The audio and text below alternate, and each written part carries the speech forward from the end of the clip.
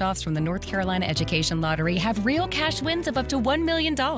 Monopoly is a trademark of Hasbro. Must be 18 to play. Approximate overall odds of winning range from 1 in 3.83 to 4.28. Problem gambling helpline 877-718-5543. Hey everybody, Paul Ihander from 99.9 The Fan for FanDuel. FanDuel is the number one sports book for same-game parlays.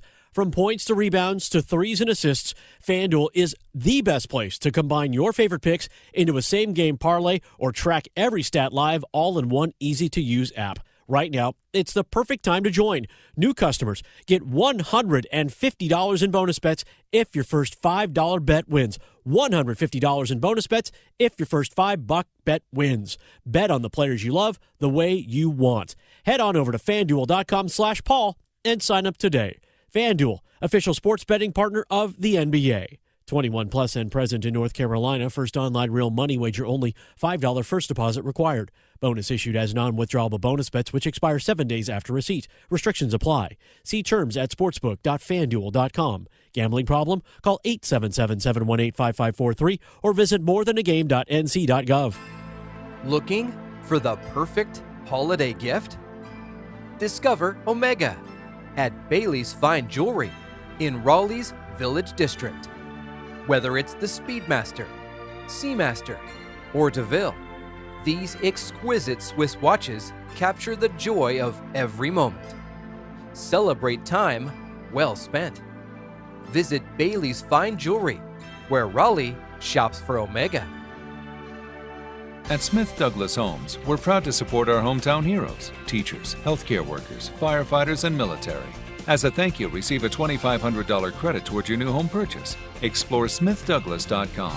Smith Douglas, where it's your home, your choice, within reach. It's winter, and winter bugs are everywhere. Luckily, for winter care, there's Wake Med. For colds, flu, and all the usual winter ailments, we have primary care and urgent care all over the triangle. For you stay-at-home types, there's virtual urgent care. And for the biggest, baddest bugs of all, we have 8 emergency departments, 1 just for kids. Check us out online today. Winter bugs, winter care, wakemed.org. This hour of the Triangle Sports Leader is powered by Ritchie Law Firm, injury lawyers. Ritchie Law is on top of it. Go to ritchielaw.com. That's ritchielaw.com. They score! Broadcasting live from the Lenovo Studios. WCMC HD1 Holly Springs. 99.9 The Fan. The Triangle Sports Leader. I'm WRAL meteorologist Elizabeth Gardner. Nice sunshine out there this afternoon and warming up to low 50s for highs. Overnight tonight, we're clear but cold with a low of 30. And then tomorrow's slightly warmer. Highs are in the mid-50s. We'll see increasing clouds in the afternoon. Weather update brought to you by Newcomb and Company, where your comfort is their business. Visit newcombandcompany.com. 3 o'clock check of your money. The Dow Jones this afternoon up 450 points to 47,924.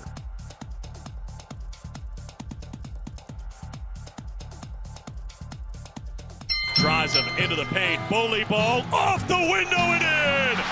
Cameron Boozer taking over. He's got 29. Dixon still dribbling with his left hand out on the perimeter. Tries to drive on Aberdeen. A step back 3 from the freshman is good. Dixon. Dribbles to the right to Evans on the left. He wants a 3. Got it! Big time from Slam. The lead is 1. Gets a screen from Basar. Drives left of the lane. Gets to the rim and lays it in with the left hand. The Drive with Tim Donnelly on 99.9 The Fan. The Drive with Tim Donnelly here on 99.9 The Fan. I'm Tim Donnelly, Dennis Cox producing, as always. If you love college basketball, we are in a sweet spot right now. You're welcome. This part of the country specifically. Your friends that live elsewhere are jealous. Great college basketball last night. And that's not to say perfectly played, just great. You got the full gamut of what you hope for. And we get to do it all over again tonight. I want an ACC-SEC challenge with every conference. At least the power conferences. Doesn't the Big 12 and Big 10 do something? I mean, like I want the ACC against the Big 10, against the Big 12, against, I see what you're saying. Against the SEC, against the Big East, against some all-star units of mid-majors. Because last night was awesome, tonight's going to be great. And this might be recency bias because the ACC is winning this year. Last year they got smoked. Either way, we have to talk about it, and the only way I know how to start off a show is with the Big 3-3.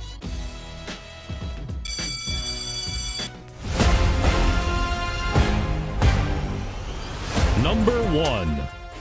Duke beat Florida last night and came down to the wire.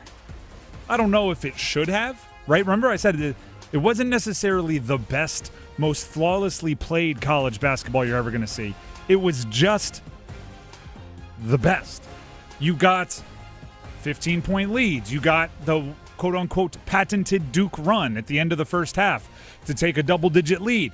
You got young guys maybe not squeezing the throat when they should, right? Not putting the opponent out of their misery. You got a championship DNA team like Florida, the defending national champion, refusing to go away and taking a lead late. And you got Isaiah Evans being an absolute sniper when the game is on the line, despite not necessarily shooting the ball that well the entirety of the game. It was a development of storylines that we've been following for Duke. Do they have the vertical big to match up with other team centers? Guess what? Shout out to Patrick Gungba. 5 blocks, physical presence, rebounded well, passed well, allowed Cameron Boozer to do the Cameron Boozer thing, right? Last year at times with Duke, we saw, if Gungba got in foul trouble or if when he was unavailable, when Kaman Malawash got in foul trouble or had to come out of a game, all of a sudden Cooper Flagg was like playing the 5, right? He was their main rim protector, which was taking him away from what he can do, special in other ways.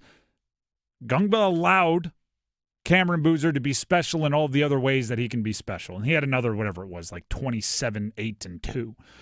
Just another really efficient day. So give Big Pat a lot of love if you're a Duke fan. Give Isaiah Evans a lot of love if you're a Duke fan. Because the other storyline that we've been tracking is Duke can't be, particularly against good teams, maybe only against good teams, they can't be Cam Boozer and the Pips. Right? When it comes to scoring, it can't be Cam Boozer and, maybe some other role players.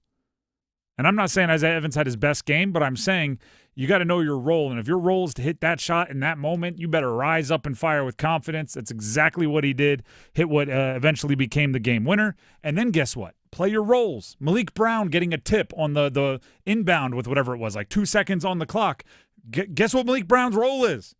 Versatile defensive guy, length, wingspan, fingertip on the ball might have been the difference. Who knows how that game goes if they're able to get it down court. That is excellent execution in late game situations. Which, one of my points that I've made about Jon Scheyer, one of the reasons I'm so high on him as a coach is it's not that he was a fully formed great X's and O's game management coach the moment he took over for Coach K. He was a great recruiter the moment he took over for Coach K. But the rest, it wasn't perfect. But the things he struggles with one season, we've seen almost certainly become a strength the next season. Last season, it was end-of-game execution, especially by the young guys. Already, we're like 7-8 games into the year, and they're executing exceptionally well in one-possession games down the stretch. Here's Jon Scheyer on the hard-fought win. I thought our guys just battled. I'm really proud of them. It's a great win. I think I can help them way more. I think there's things for us we're still figuring out with our group. But end of the day, they're competitors, and you got to find a way to make key stops in those moments. So the offense will figure out. It'll come. They're good defensively too. And it was just kind of that type of game. And so to be able to win, a game where you don't score as much both ways, it's more a grinded out type of game. Hopefully, we can score better in some other games, but you got to win that way sometimes. I really like the way they finished out that game. I don't love some of the other things, like giving up the 15-point lead and, some of the fouls and everything else. But you got to win against Florida, defending national champion, top 15 team in the country as it stands right now. That's number one. Let's get to number two. Number 2. UNC, number 16 in the country, beat Kentucky, number 18 in the country, in a one-possession game, 67-64. That one was on the road in Rupp Arena. They beat Kentucky. UNC has grown a ton this year already. Beating Kentucky in Rupp Arena in a one-possession game without their senior leader on the court, Seth Trimble, still out with the injury, that's gigantic for this squad. It was first win at Rupp since 07, I believe. It felt longer than that. Caleb Wilson went 5 of 19, but had 15 points and 12 rebounds. Lesson learned, or lesson being learned, about being the number one option on a premier team.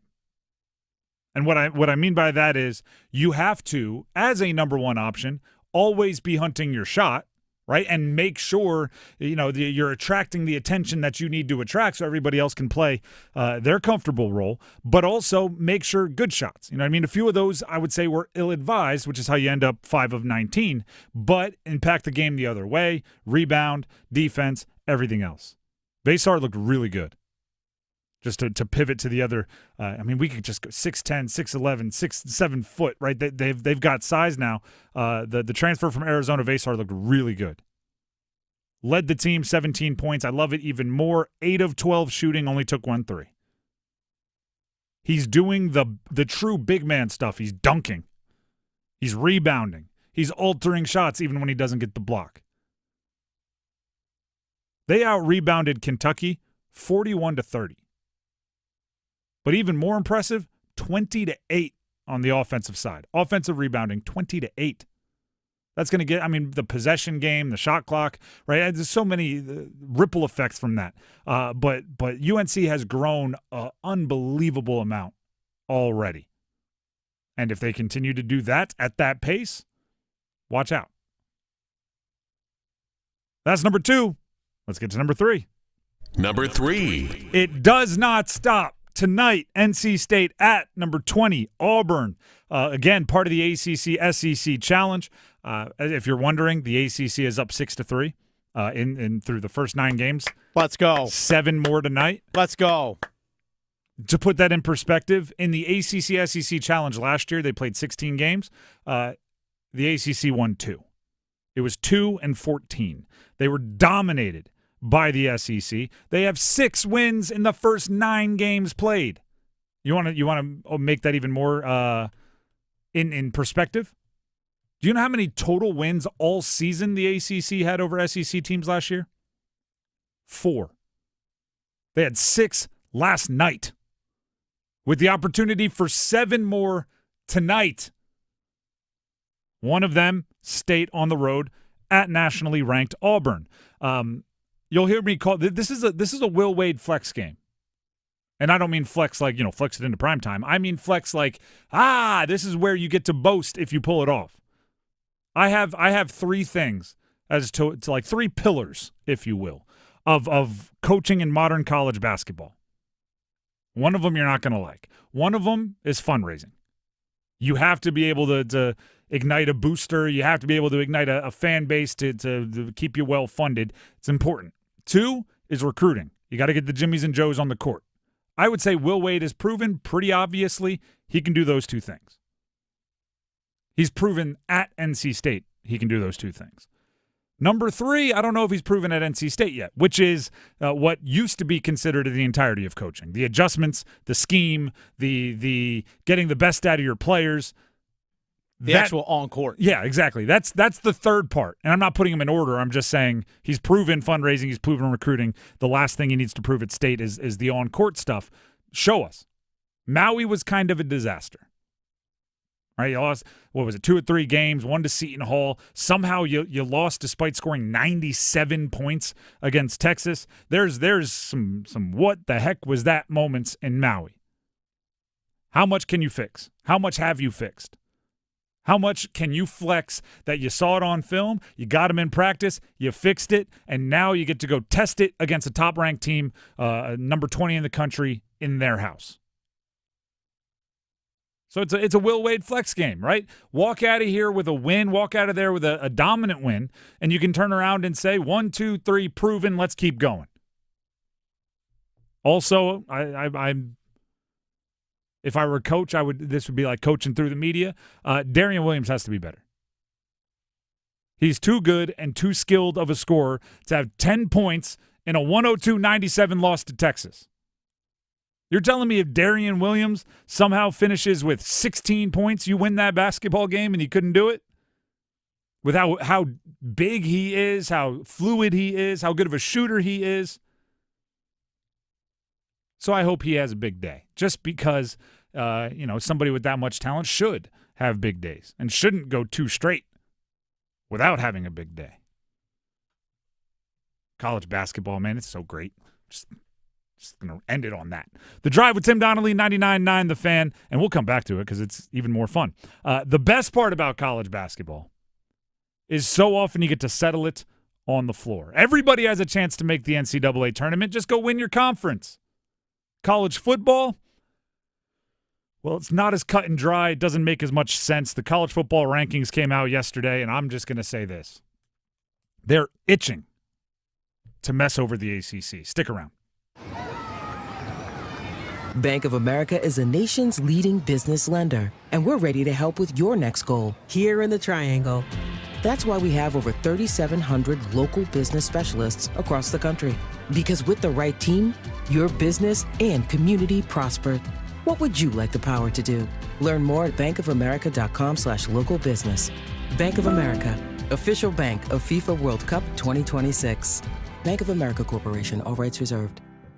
Hey guys, this is Marcy Bailey from Bailey's Fine Jewelry, and we know that you want to get your wife or girlfriend something special this Christmas, but sometimes you just don't know what to get. You wonder, what will she like? What will make her feel special? What will make her say, wow? At Bailey's Fine Jewelry, we have experts that are here to help. We specialize in making you look like a hero. You can even send her in to make a wish list that we keep on file to help make your life just a little bit easier. Bailey's has the largest selection of jewelry in North Carolina, including designers like David Yurman, Lagos, Marco Biccigo, and Apolita, as well as beautifully curated Bailey's collections.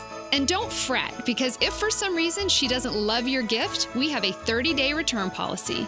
Our goal is to be your go-to jeweler for life. Bailey's Fine Jewelry, located in Raleigh's Village District, Cary's Fenton, also in Rocky Mount, Greenville, and Charlotte. Every woman wants a Bailey box under the tree. Hey, it's Adam Gold from my friend Dr. Lori Travers and Travers LASIK. I had the surgery more than a dozen years ago. One of the best decisions I have ever made in my life. And if you are a first responder, Travers LASIK would like to honor your service with a thank you. They are proudly honoring first responders with an exclusive deal for police officers, firefighters, and EMTs. Go to TraversLASIK.com or call 919-510-6830. See what you've been missing. Travers LASIK. The head-to-head should always matter. That should be the end-all, be-all. But I do think when you put the losses next to one another, they are a little bit different. And I'll ask you guys the question that I have asked myself and asked some other people. Who do you think the better football team is right now? I think all in all, in their totality, top to bottom, I think Notre Dame's a better football team right now. The Drive with Tim Donnelly, 99.9 The Fan. That's Cole Kubelik. Where was he speaking on that, Dennis? Just so we Amber and Ian, ESPN Radio. There you go. I'm going to say something when it comes to the college football rankings that is going to wholeheartedly disagree with what Cole just said right there. I don't care who you think is the best. I care about who's played the best. I care about who's won the games. I don't care who you think. We don't play games in imagination world. Who has done the best? Who has put together the best games, won the most? That's what I'm looking for. I was thinking about this, Dennis. First of all, college football playoff rankings came out. They're setting up the ACC to look like fools. This week, the rankings that they moved make absolutely no sense unless you look at it as, oh, they're just trying to set up next week. Okay?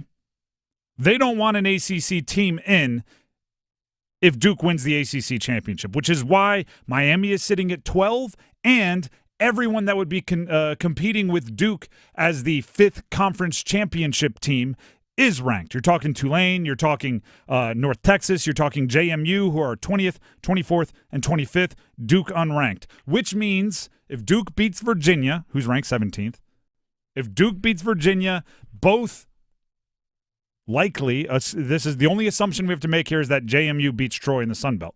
If that happens, then likely the ACC gets shut out of a 12-team playoff. And that's not because they should. That's not because they haven't earned the right. It's because they set up the rankings with the intention of doing that. And you may say, oh, how can you prove that? How about this? How about this? Miami was 12th in last week's rankings. They were 12th. This week, they are 12th, despite beating the 22nd ranked team by 31 on the road this week. So they beat a ranked opponent by 30 on the road and stayed exactly where they are. Meanwhile, Alabama moved up a spot. They must have done something crazy. They must have beat a top 10 team by 40. If Alabama didn't move, beating a top 25 team by 30, Alabama moved up. They must have beaten the Rams. No, they beat 5-6 Auburn with no coach, and it took them the final possession to beat it, to win the game. And they moved up. Interesting, right? Of course it's interesting. How about this? Miami is 12. Notre Dame is 10. I want everybody to imagine this. I want you to try to just think on this. If Miami and Notre Dame were to play a football game, which is what we're trying to do here, right? We're trying to guess who would win football games. Who's earned the right to play in those football games and then earned the right to win those football games. If Miami and Notre Dame were to play a football game, I don't know, with their current rosters, who would win? Obviously, the answer is Notre Dame, right? No, Miami did win. They played each other. And this isn't the first time the committee has made these dumb mistakes. Do you remember in 2023, Washington beat Oregon? And then everybody said, whoa, that's not what would happen if it happened again. So they put them in. They both played each other. And guess what? Washington was almost a double-digit underdog. They were 9.5 underdogs, even though they beat Oregon earlier that year. Yeah, they won. Washington won because they beat the team they had already proven they could beat. But that's not what we thought would happen. Tulane, North Texas, and JMU are all ranked. Duke is not. If Duke wins, I hope the NCAA and the College Football Playoff Committee and the powers that be hath no fury like an ACC scorned. I was thinking about this, Dennis. Because I'm trying not to just be a problems guy. The college football playoff rankings are broken. Okay? I'm just going to say it. They are broken. The way they choose, the task that the criteria they're being given, something is leading to too much wishy-washy, too much thinking, right? This is what I think would happen when even the best sports gamblers in the world don't get it right enough to make these types of decisions, especially not when you put together a committee with people employed by certain schools. So how about this? Okay, how about this? It's not perfect, but at least it is objective. Okay.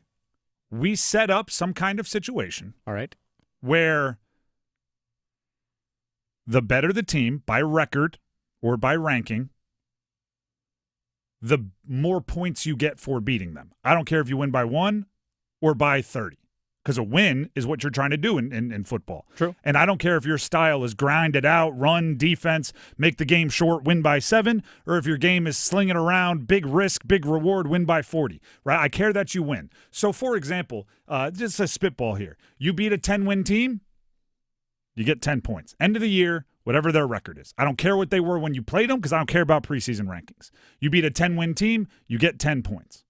You lose to a 10-win team, it's inverse, right? So with everybody playing 12 games, a 12-win – you wouldn't beat a 12-win team because obviously that's undefeated. But you beat an 11-win team, you get 11 points. You lose to an 11-win team, you lose 2 points, right? 12, 11. It's inverse. Okay, Does that make sense? I get what you're saying. And then if it's on and on and on in each direction. So if you lose to a 1-win team, if you're their 1 win, that's minus 11 or 12 points, whatever that math comes out to be. Okay. And then at the end of the year, we have a point total. And it removes, because I hate this, why does Notre Dame's never going to play a big non-conference, even though they're not a conference. They're not going to play a big game like Miami ever again. Because they lose to Miami, they could have just beat up on Austin Peay, and then none of this would be happening. They'd only have 1 loss, and on and on and on and on. You can risk or not. You can schedule a whole bunch of nobodies, win those games, get few points, but you weren't risking losing any. Or you could go schedule juggernauts, and you win 3 or 4 of them. That's 30 or 40 points, and you get a huge value. That'll cover up a loss or 2. So, like, Texas losing to undefeated Ohio State would be like a -1. It'd be a -1, exactly. All right, I see what you're saying. Okay. And whatever, Texas is, a 10-2 team, something like that? 9-3. 9-3. Ohio State beating them, they get 9 points. That's a huge jump. Yeah. And by the way, I know it's not perfect. I'd have to think about it. But I'm just saying we have to do something to take away the trump card of the eye test. Right? Because what you just heard from Cole Kubelik, right? I don't know. If I just thought about these 2 teams, who do you think is the best? There's no answer to that. Other than I have tangible reasons why what you're saying is not the way it should be. But I can't argue with, it's my opinion that they're better. Okay. I mean, I disagree, but you're just thinking, right? You just watched the games and thought. And it's really tough, right? How about this? It gets worse and worse and worse.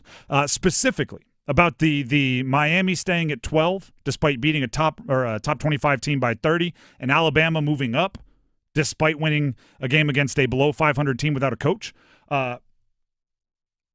The college football chair, Hunter Yurachek, said last night in explaining their rankings, Alabama's early 17-point lead over Auburn, and then the, quote, gutsy call there late in the game to go for it on 4th and 2, as well as the late forced turnover, were what impressed the committee. So the 17-point lead that they blew? Exactly. Okay. That's what impressed. It was possible for them to be ahead by 17 at one point in time by Auburn, even though they needed a gutsy call there late in the game to go for it on 4th and 2 to win. They gave them credit for both the lead and the gutsy call to come from behind after they blew the lead, but didn't subtract anything for the blown lead. Boo! That's just explaining things, right? That's just talking gibberish and saying that's why we put them up. And I can't argue with that, because if your criteria is you have to be willing to go for gutsy calls on 4th and 2, that's just bad criteria, but it's your opinion. You're a committee. You're in there making decisions. There needs to be a objective way to look at this. And something, I think a lot of problem with the BCS back in the day, which, by the way, oftentimes got it right, occasionally controversial, but was the computer algorithms and equations, like, we couldn't track them. You know what I mean? We couldn't, just look and decide. They had to go, Willy Wonka behind the curtain, here's a gobstopper. Like, we didn't get the ingredients. Make it simple. Make it trackable. Make it, crazy enough, about wins and losses.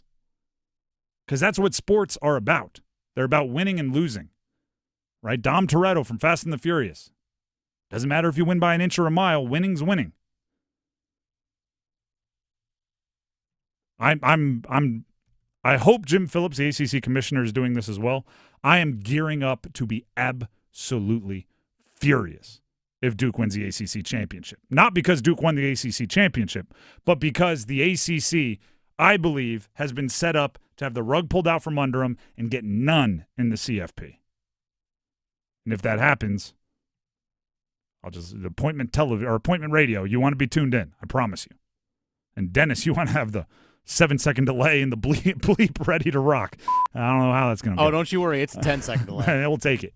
The Drive with Tim Donnelly, 99.9, The Fan. College football playoff rankings out yesterday. I don't agree with them. Dennis, though, he has something that you probably will agree with. Here's Dennis Cox. That's right. I probably do. Dennis Cox here for my good friends over at Raleigh Weight Loss Center. You speak of delays. Delay no further, folks, when it comes to that weight loss journey. I know a lot of people that are listening to this want to get on a weight loss journey in some way, shape, or form. Let's be honest, or know someone that wants to be on it. That's where Raleigh Weight Loss Center is there for you. And so many people, less than a month away, it's New Year, have that New Year's goal of losing weight, eating better, all that kind of stuff, getting to the gym more. Why wait? Why delay? We don't need a delay. Start right now. Give Raleigh Weight Loss Center a call at 919-897-7506 or visit RaleighWeightLossCenter.com. Use the promo code LOSEIT, by the way, when you call them. You'll save 20%. That, by the way, that deal runs all the way through December 19th. Use the promo code LOSEIT. And I have been on the program, if you're skeptical if the program works. I've been with the program for 4 months. I've lost 42 pounds. I'll say it again. I've lost 42 pounds. You want to talk about numbers, real numbers? This isn't like I think it'll happen, unlike, some committees might think. This is actual, real numbers. I've lost 42 pounds in 4 months. Can't deny that fact. It can work. Give them a call, 919-897-7506, or visit RaleighWeightLossCenter.com. Set up a free 15-minute phone consultation with them. That way you can get all your questions answered. Do you have health concerns? Do you have maybe some lingering questions about maybe if you have trouble with exercise or things along those lines, pre-existing conditions? See if the program does work for you. Give them a call, 919-897-7506, or visit RaleighWeightLossCenter.com. Use the promo code LOSEIT to save 20%. That deal runs all the way through December 19th. RaleighWeightLossCenter.com. Results may vary. The Drive with Tim Donnelly, 99.9 The Fan. The Dean's List is up next, and I have a yearly PSA as part of the Dean's List today, something I say on air every single year. Looking forward to it next. Tim, I'm receiving an important update. Ooh, are you getting night vision? No. I just found out you could get $200 with Navy Federal Credit Union when you refinance your auto loans from another lender. So, no night vision? No night vision. Learn more at NavyFederal.org/autoloans. Navy Federal Credit Union. Our members are the mission. Navy Federal is insured by NCUA. Credit and collateral subject to approval. Refinance loan must be at least $5,000 to be eligible for the $200. Terms and conditions apply. Never have I ever called my sister from the finish line of my first marathon. Hello? You won't believe where I am. Are you running? Mile 26. I'm gonna make it. Switch to T-Mobile's 55 Plus plan and get iPhone 16e with its advanced camera system on us. Plus, 2 lines for just $30 a line. Guys, I can't believe it. I knew you could do it, babe. That was amazing. Mom, how do you feel? I feel great. I can't feel my feet. Let's take a picture, and then you may carry me to the car. Share every stride, every mile, every memory on America's best network. Switch to T-Mobile's 55 Plus plan and get iPhone 16e on us and 2 lines for just $30 a line. With 24 monthly bill credits and 2 eligible port-ins on Essentials 55 Plus for well-qualified customers with AutoPay plus taxes, fees, and $35 device connection charge. Credits end and balance due if you pay off early or cancel. Contact us. Finance agreement 128 gigabytes, $599.99 required. Best mobile network in the U.S. based on analysis by Ookla of Speed Test Intelligence data 1H 2025. Visit T-Mobile.com. If a Lenovo computer for your business is on your holiday list, don't shop around. Just go directly to the source, Lenovo.com. It's your last chance to get exclusive deals on the PCs you want for your business, like the ThinkPad X9 14 Aura Edition and Yoga 7i 2-in-1. So avoid all that shopping chaos and price comparing, and just go directly to the source, Lenovo.com, where PCs are up to 35% off. That's Lenovo.com. Lenovo. If you or anyone you care about is facing a family legal matter, call Cordell & Cordell today at 1-855-GET-LEGAL or visit CordellCordell.com to schedule your consultation. There's a lot on the line in divorce. This is Joe Cordell of Cordell & Cordell, the largest family law firm in the country. with over 35 years of helping clients navigate divorce. But being big doesn't mean less personal or less local. Our attorneys live and work in your community, and as neighbors, they understand the challenges your families face. Divorce touches all areas of your life: your home, savings, retirement, and of course, kids. So when you find yourself facing divorce, you need a partner you can count on. Visit CordellCordell.com to schedule your consultation. If you or anyone you care about is facing divorce, contact Cordell and Cordell today. With over 100,000 clients served, we understand the challenges you're facing on a personal level. Call Cordell and Cordell today at 1-855-GET-LEGAL. That's 1-855-GET-LEGAL. Joseph Cordell, licensed in Missouri and Illinois. CordellCordell.com. 27 seconds to go. Bounces top of the key. Boozer's got it now. Chinulu there defensively. Dribbles to the right to Evans on the left. He wants a three. Got it! Big time from Slam. The lead is won. You know, my teammates just kept telling me, keep shooting. You know, obviously I was having a hard time knocking one down, but you know, coach drew the play up. You know what I'm saying? I just shot it with confidence. You know, so I just prayed that it went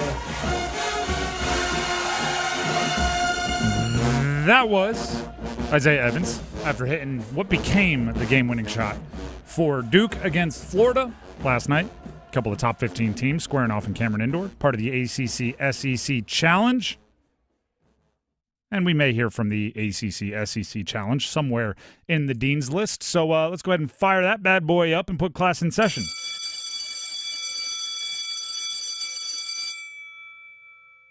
So there's a few things here. I'm going to rip through a couple, and then I'm going to get to a PSA I give every single year on this specific day of the year. I'll start with this. Duke and Arkansas basketball. Did you see the ratings for Duke Arkansas on Thanksgiving? I did not. I saw the ratings for UNC Michigan State on Thanksgiving. Duke's win over Arkansas, according to CBS Sports, is the most watched regular season college basketball game on any network in more than 30 years. Duke, Arkansas on Thanksgiving. 6.813 million viewers. Up 32% versus last year's Thanksgiving game. Duke, Arkansas watched by more than any regular season game in college hoops in over 30 years. You know what that means, right? What's that? Duke basketball, if you're a recruit committed for next year, if you're a player planning on sticking around, if you're a coach that plans on being on Duke's staff next year, don't make plans for Thanksgiving because you're playing on Thanksgiving again. If the equation becomes Duke versus another ranked opponent, Thanksgiving equals more eyeballs than any game in 30 years, yeah, they're going to run that bad boy back. That was on ESPN? CBS. Oh, CBS. CBS okay. Sports. Well, can I add to the Dean's List UNC Michigan State? Sure. So that broadcast on Fox averaged 5.49 million viewers. Pretty it was close. a game played. Pretty close. That was actually the network's most watched college basketball game on record.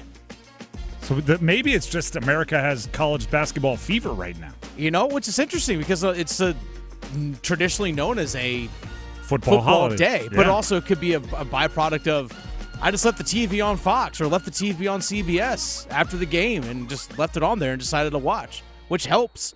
But you know where this actually does help? When the ACC does their distribution of revenue and all that kind of stuff, we're like, hey, you guys got all these eyeballs. Yep. Because basketball does factor into all of that. It does? Even though everyone thinks it's only football, basketball matters. Look at that. Speaking of, last kind of traditional Dean's Lister, I want to put the ACC in general for what they did in the ACC-SEC Challenge yesterday. They won 6 of the 9 games in the ACC-SEC Challenge, including UNC and Duke in 2 of the premier games against ranked opponents. They have 7 more opportunities tonight, including NC State at Auburn, another ranked opponent. But it's just, when you won 2 of 16 games last year, the ACC lost the ACC-SEC Challenge 14-2 last year. To have 6 of the first 9 the following year, that's a big step up, and you deserve credit for bowing your neck and fighting back, trying to end up on the winning side. Hay's not in the barn, right? 6 doesn't give you a majority, but you got to win some more today, and you've already improved a lot on last year. Now, my last Dean's List member. This is a PSA that I make every single year. I'm putting all of the future walk-ons that today, on a day, it is National Signing Day for college football, okay? So teams are, as they should, celebrating their newest scholarship athletes, right? The guys they have signed, the guys who had a bunch of offers. They put out all these cool social media graphics. My alma mater, University of Delaware, put everybody out on their own slabbed trading card on their social media. That's how they announced them. You have I saw one doing it on Wii. They had like Wii characters going by. That's how they introduced them. Here's my solo point here. And this goes, I guess, traditionally for the guys that, or technically for the guys that are being celebrated today as well. But specifically for the walk-ons who have to watch players that they maybe outplayed on their high school field, maybe beat them in a game, maybe went to a camp and thought they outperformed, but for whatever reason, they didn't end up with the scholarship or they didn't end up with the favored golden ticket.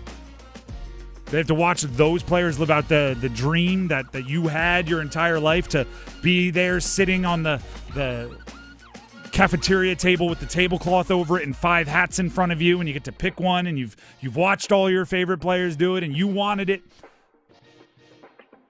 The easiest way for me to say this is it is not about having the most likes on a social media post on signing day.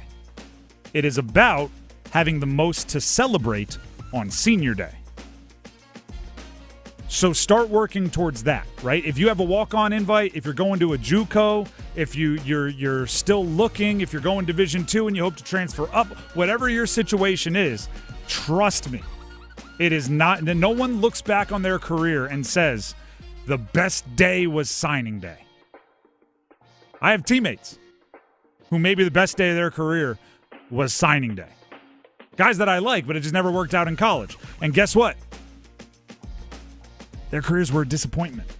At least their athletic careers were, because signing day was the high water mark. Work as hard as you can to make your senior day every bit as exciting and fun and emotional and meaningful as maybe signing day is rough for you, because every time you refresh your feed or every time you turn on the local news, you see someone else doing the thing that you wanted to do, signing that letter of intent or whatever grant of rights that you sign, and getting excited and having a coach make a video talking about, we're really excited about this guy. He's coming to us. He's a player. If that's the highlight, you don't got it, right? And this next part technically applies to everybody trying to play college sports. Signing day feels like a finish line. It is a starting line. It feels like you've worked to get to there. And I know you have worked a long time and you know, it feels like a finish line, but it only gets harder, right? The workouts you did in high school, I'm sure they were difficult. They're not what you're going to get in the college level. The hits you took on the field in high school, I'm sure you have bruises and scars to remember them. You're going to get hit harder in college, and you're going to have to play through more in college. So enjoy this if you are getting to celebrate and sign and have this ceremony, and thank your high school coaches and your parents and your family for doing and getting you there. But if you don't get that, that's fine too. Go make your college more exciting than your signing day. End of Dean's List.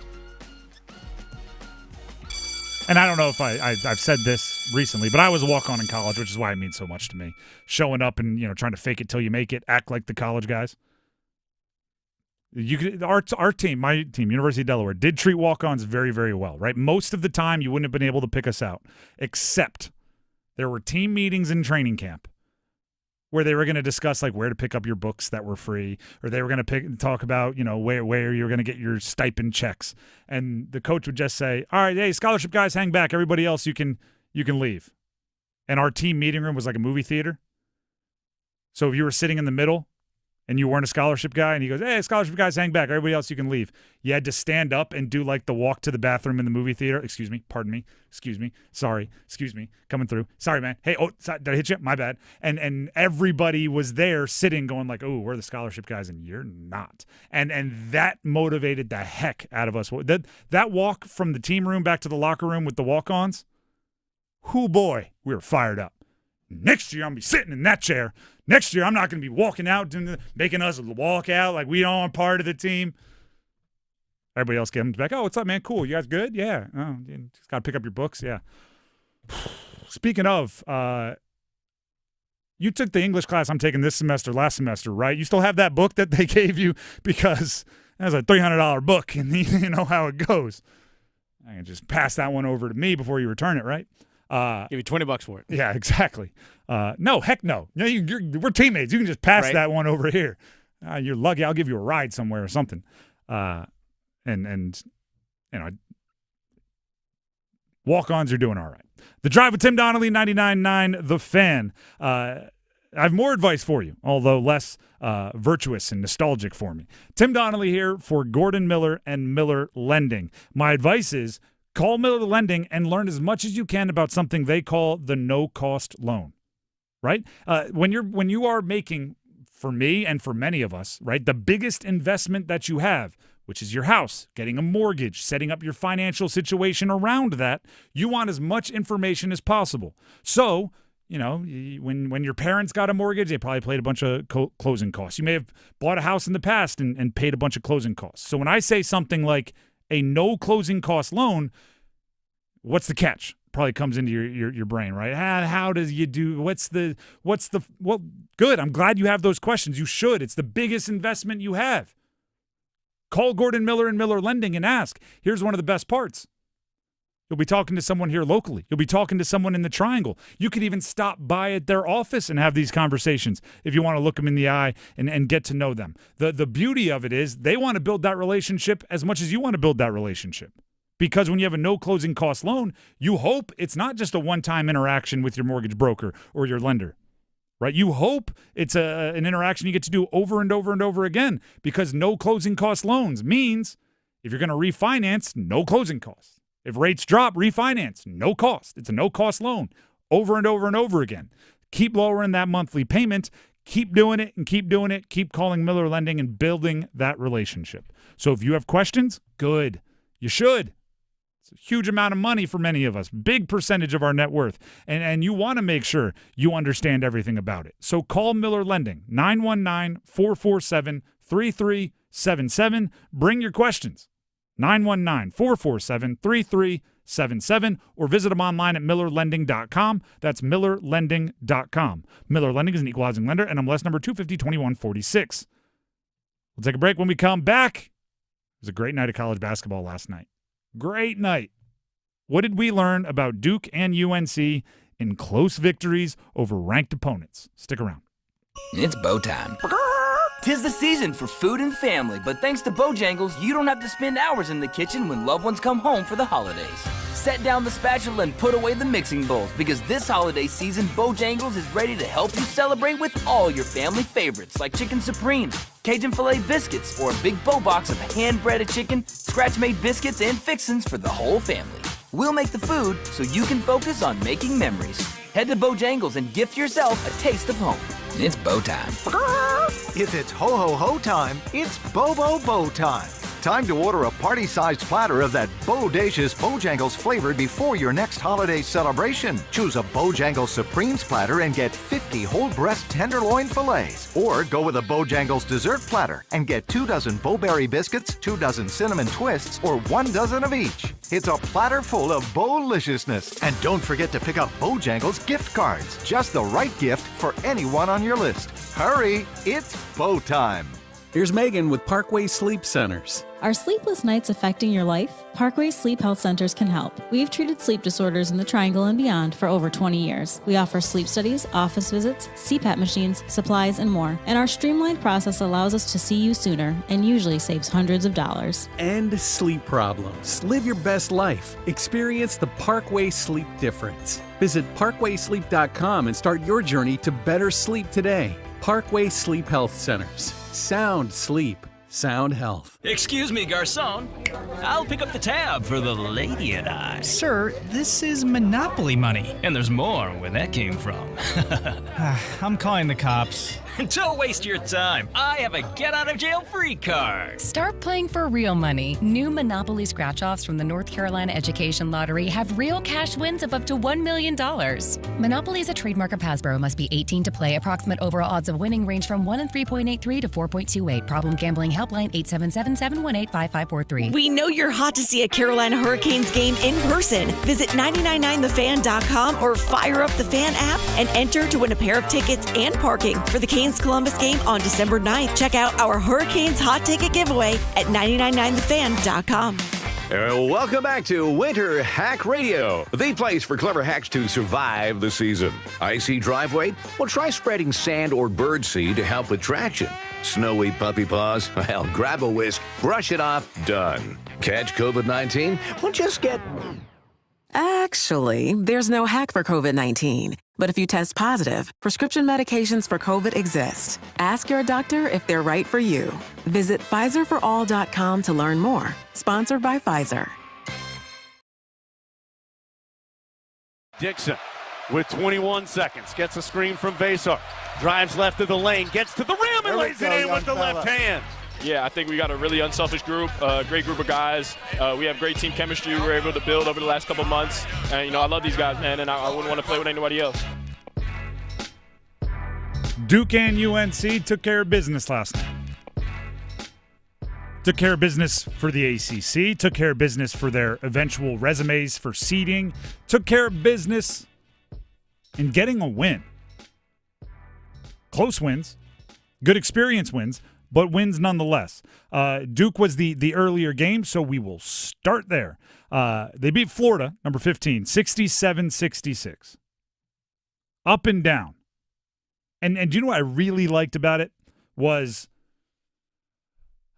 they didn't get caught up in a game that was not cleanly played and not cleanly officiated, and there's a lot of stuff that you could have got caught up in whining about. Matter of fact, I have a quote here from Todd Golden, the head coach of Florida, after the game, which I think if I were to play it for my 8-month-old daughter, she would start whining back. You know how like babies mimic? She would just, meh, meh, meh. That's what she'd be doing. Here's Todd Golden. I told our guys to win in a place like Cameron, you've got to outplay Duke by 10 points because you're not going to get any 50-50 calls. Things aren't going to go your way, and we certainly had a little bit of that tonight. Again, overall, I thought we played a good game. Listen, there were some good calls and some bad calls that went for and against both teams. There was a obvious goaltending that was missed. There was flagrant fouls that you could argue about whether they were or weren't. Technicals, whether they were or weren't, till you're blue in the face.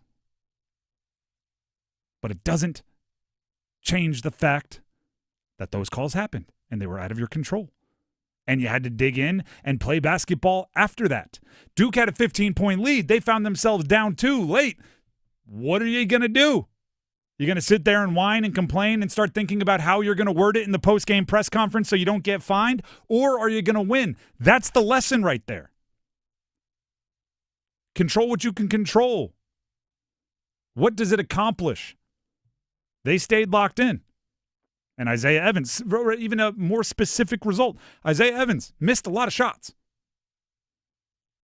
Okay, you're going to stew about it. You're going to be mad. You're going to think about all the shots you're going to get up in the gym after the game in a shadowy, dark gym so you can post it on Instagram, #GrindNeverStops. Or are you going to be ready to let it fly when the game's on the line and hit the shot you need to in crunch time, which is exactly what he did.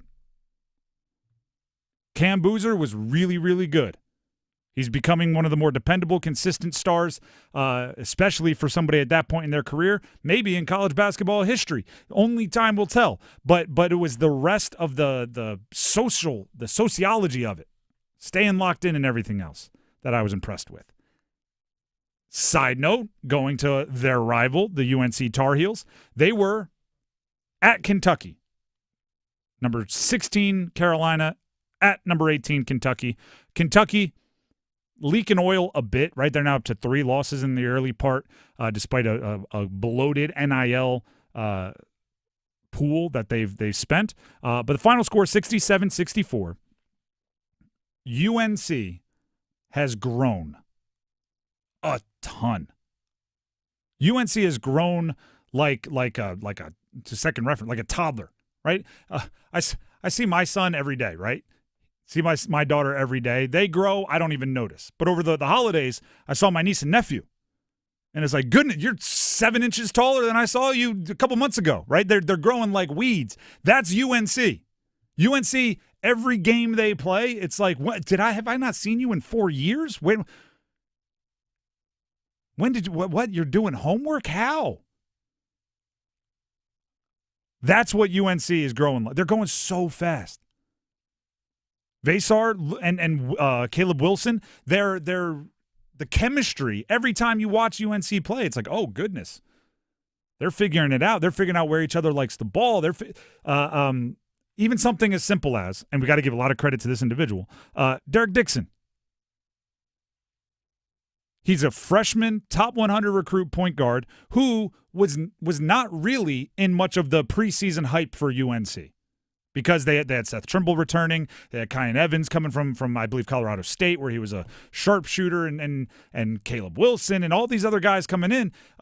He really wasn't a big part of it. Last night, they grew, they learned. Oh, Dixon is somebody we can't keep off the floor. He's the one that made the winning plays at the end of the game. You want to talk about the right mindset? That's not even like, oh, he wasn't shooting the ball well early in the game. That's like, oh, he wasn't sure if he was going to play much early in the game. And then it came down to, if I have to pull this shot to win the game, I'm good. I got it. I'm rising with confidence. They are growing exponentially game over game, which builds into what we were saying, right? They're trying to pack years of development into one game. Years of development into their non-conference schedule. Do we have the clip of Derek Dixon here? We do. Derek Dixon was on ESPN, and he was asked how the team has grown in such a short period of time. Yeah, I think we got a really unselfish group, great group of guys. We have great team chemistry we were able to build over the last couple months. And, I love these guys, man, and I wouldn't want to play with anybody else. Unselfish. That's important when you're learning. Especially a new collection of guys. It's vital because as you learned, like Derek Dixon, they didn't know he was going to need minutes, right? But now obviously he is. Everyone else in the backcourt can handle that one of two ways. You can be excited. Hey, our team just got better. We just found out we got a guy that needs minutes. We just found out we got a guy that's comfortable taking big shots. Or they can be furious. Those minutes that he's going to get are going to come from one of us. Right, every time Caleb Wilson shows off a more improved, which obviously needs to be improved, he shot 5 of 19, but a more improved offensive game, and he becomes a more efficient scorer, becomes a more volume scorer, those are points that somebody else isn't scoring for UNC. You can be upset about it, or you can be excited by it. Right, every time they learn something new about one of their new players, of which darn near everybody is new, somebody else, right? It's a zero-sum game. There's only one basketball. All right, we got to get to him in the post 5 times a game. All right, we got to get him handling the ball in the pick and roll 3 times a game. All right, we got to get him some spot-up shots 4 times a game. And in those examples, those are 3 different guys. But every time another one of those skills emerges, somebody else isn't getting those shots, and they just keep improving. I'm very impressed with the way Duke and UNC are handling their early parts of the season, understanding they are 2 different teams in very different parts of their development and chemistry and everything. I think they're going to be 2 of the better teams in the country when it's all said and done. Duke, obviously, they're undefeated. They're probably closer to that now. UNC, give them time. See if they keep growing at the rate they are, give them time. And State can go a long way towards proving to me that they deserve to be in that mix tonight when they go to number 20, Auburn, as part of the ACC SEC Challenge. Also, hopefully they win. Hopefully you win. I'm rooting for all of you because we have something you can win right now. A little giveaway. Guns N' Roses. They are bringing the 2026 World Tour to Carter Finley Stadium in Raleigh on July 23rd. Sign up now for pre-sale access if you are interested. But if you want to win them, I'll tell you how. We have a pair of tickets you can win by texting keyword ROCK, R-O-C-K. That's R-O-C-K. It's the only thing you got to text in. You don't got to say, like, hey, the keyword is. You don't got to say, hey, what's up, Tim? What's up, Dennis? The keyword, all you have to do is send ROCK, R-O-C-K, in a text to 919-860-5326. That's 919-860-5326 for your chance to win a pair of tickets to see Guns N' Roses at Carter Finley Stadium on July 23rd. Football at 4 is coming up next. A ESPN insider was pontificating, was wondering if Bryce Young has done enough to get his fifth-year option picked up. What does Dan Graziano think? I'll tell you next. This is the sound of Claire cooking dinner at home. And that's the sound of a fraud alert from Wells Fargo, flagging a charge for a pricey restaurant in Paris. Considering Claire isn't in Paris right now, that seemed odd to the bank and to Claire. 2 taps later, Claire says nope to the charge, and Wells Fargo is on the case. However you make money work, Wells Fargo can work with that. Wells Fargo Bank, N.A., member FDIC. I am here with Patrick Day of the Aluminum Company of North Carolina. I'm on your website. Gutter helmets right on the front of the website. Do you have a gutter helmet to fit my head? I have a small head. We have a gutter helmet for every head, Adam. So anyhow, if you give us a call, we'll come out and take a look at your windows, doors, siding, roofing, gutters, and of course we can do the gutter helmet. We have financing programs that are really good. So we have like 12 months with 0 payments for 12 months. You don't have to pay anything. So if you're thinking about home improvements and you're thinking you're saving up for it, just come on and see us and we'll go ahead and get you set up and get your project done, and you can pay in 12 months from now. I feel like you're speaking directly to me. If it's for the exterior of your home, there is no better place than the Aluminum Company of North Carolina. You can find them online, aluminumcompany.com. Siding, roofing, windows, entry doors, storm doors, and the world-famous gutter helmets. Aluminum Company of North Carolina, 1-800-672-4348. 99.9 The Fan is partnering with the Salvation Army of Wake County for Team Up to Give. We cheer together, we celebrate together. And when our neighbors are struggling, we step up together. Across Wake County, more of our neighbors continue to face nights without a safe place to sleep. Your gift could be the one that turns the tide for a family in crisis. So team up with us. Together we can make sure no one is forgotten. Team up, give hope, change lives. Text GIVE to 919-860-5326 or go to teamuptogive.com to donate. I'm attorney Brian Ritchie. Workers' comp can be tricky, but my law firm will be on top of all the complicated paperwork and sneaky deadlines so that all of your I's are dotted and T's are crossed. If you've been hurt on the job, I'm on top of it. Contact us at ritchielaw.com. Broadcasting live from the Lenovo Studios. WCMC HD1 Holly Springs. 99.9 The Fan. The Triangle Sports Leader. I'm WRAL meteorologist Elizabeth Gardner. Nice sunshine out there this afternoon and warming up to low 50s for highs. Overnight tonight, we're clear but cold with a low of 30. And then tomorrow's slightly warmer. Highs are in the mid 50s. We'll see increasing clouds in the afternoon. Weather update brought to you by Newcomb & Company, where your comfort is their business. Visit newcombandcompany.com. 4 o'clock check of your money. The Dow Jones up 423 points today to 47,897.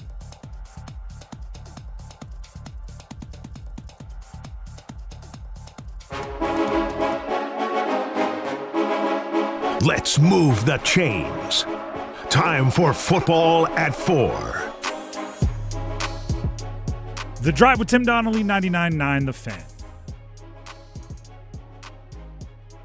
Bryce Young and the Carolina Panthers beat the Los Angeles Rams last week, remember?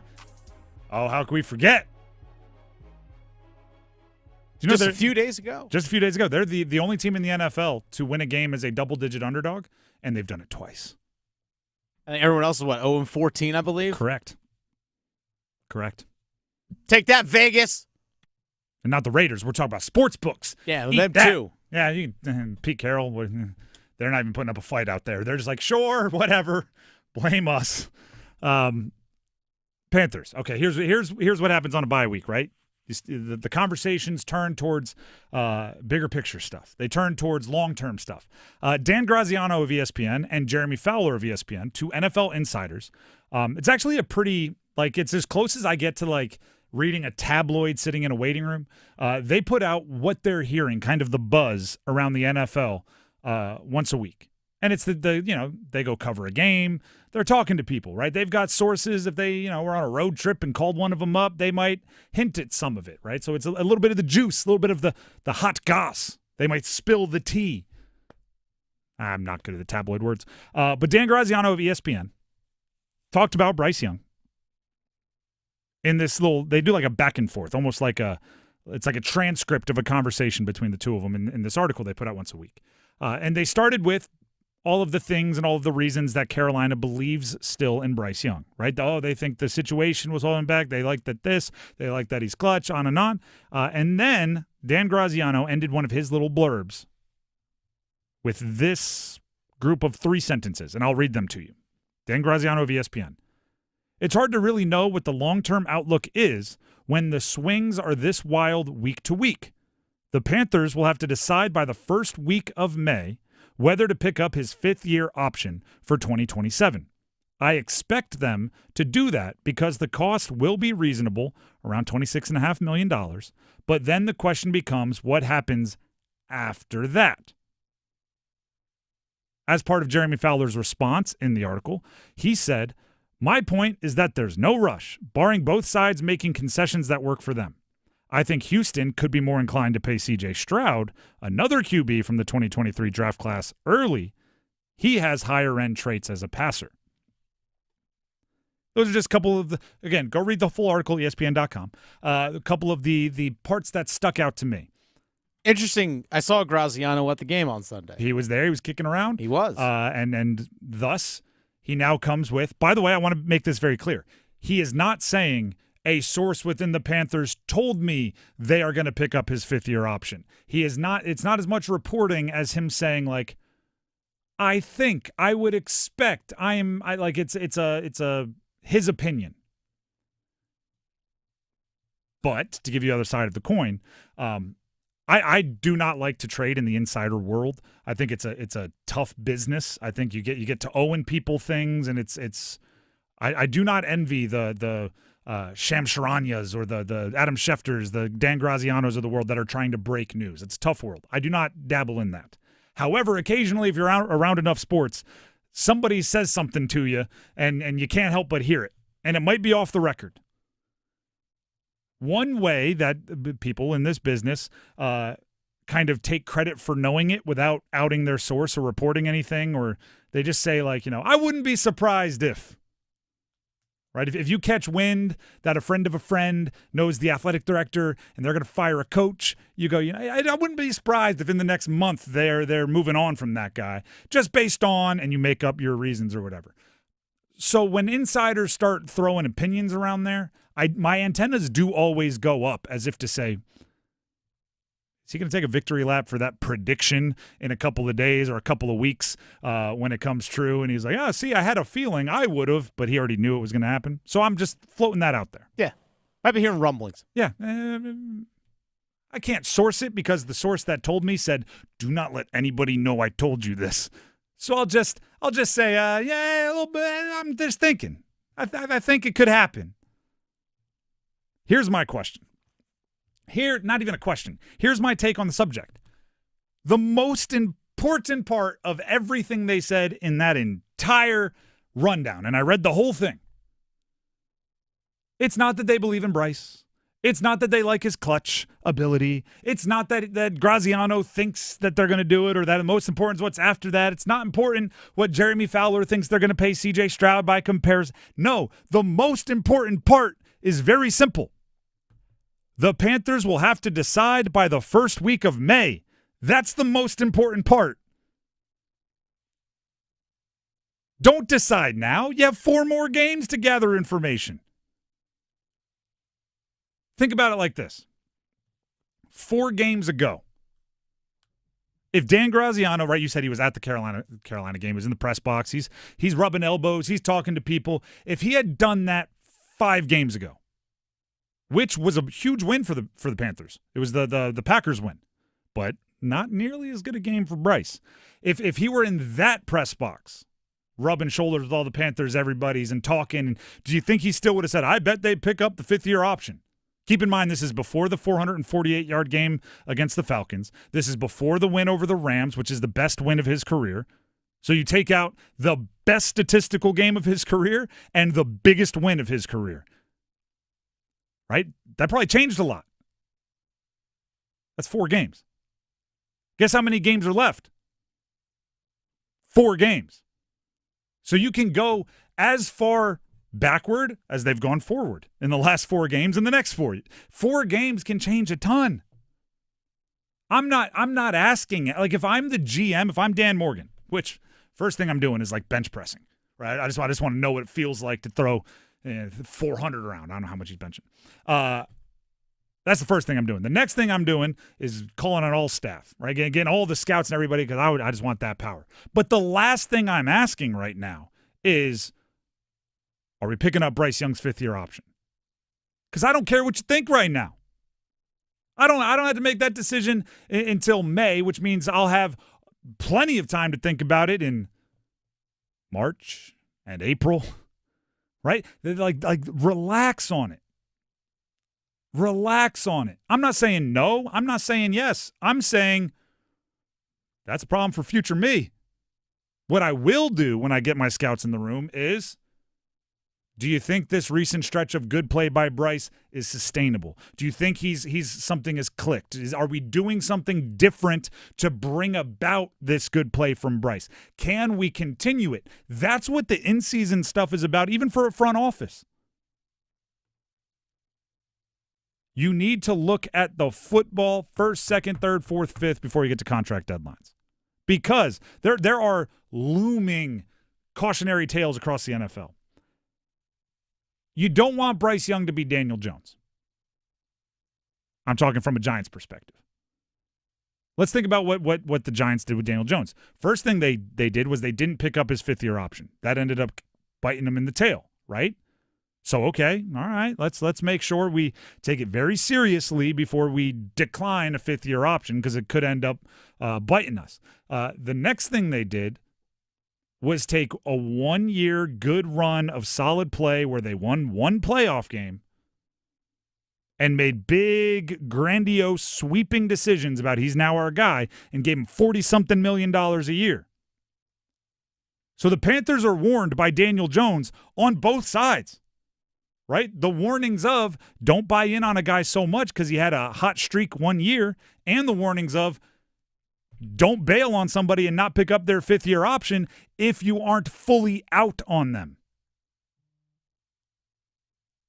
Lastly, and this is the part that I think is most important, if you truly believe in Bryce, okay, if you're a front office and you are convinced, you are convicted in your belief that Bryce Young will be the quarterback for the Carolina Panthers for the next 5+ years, right? Truth serum. If when the doors to your house are shut and locked and you're talking to your significant other, you're saying Bryce is the guy, I'm not wavering at all. Don't call his agent this week. He just had the biggest win of his career. Let's have some business savvy here, right? Don't leak to the insiders that you want to pick up his 5th-year option now. Wait till he has I don't want to say a bad game, a normal game, right? Maybe he is the guy, maybe he's not. If there's one thing I've said, like a broken record into this microphone about quarterbacks in the NFL, it's this. The first 3 years of your contract, of your rookie deal, are about gathering information. I want my rookies to play early and often if I draft a quarterback high.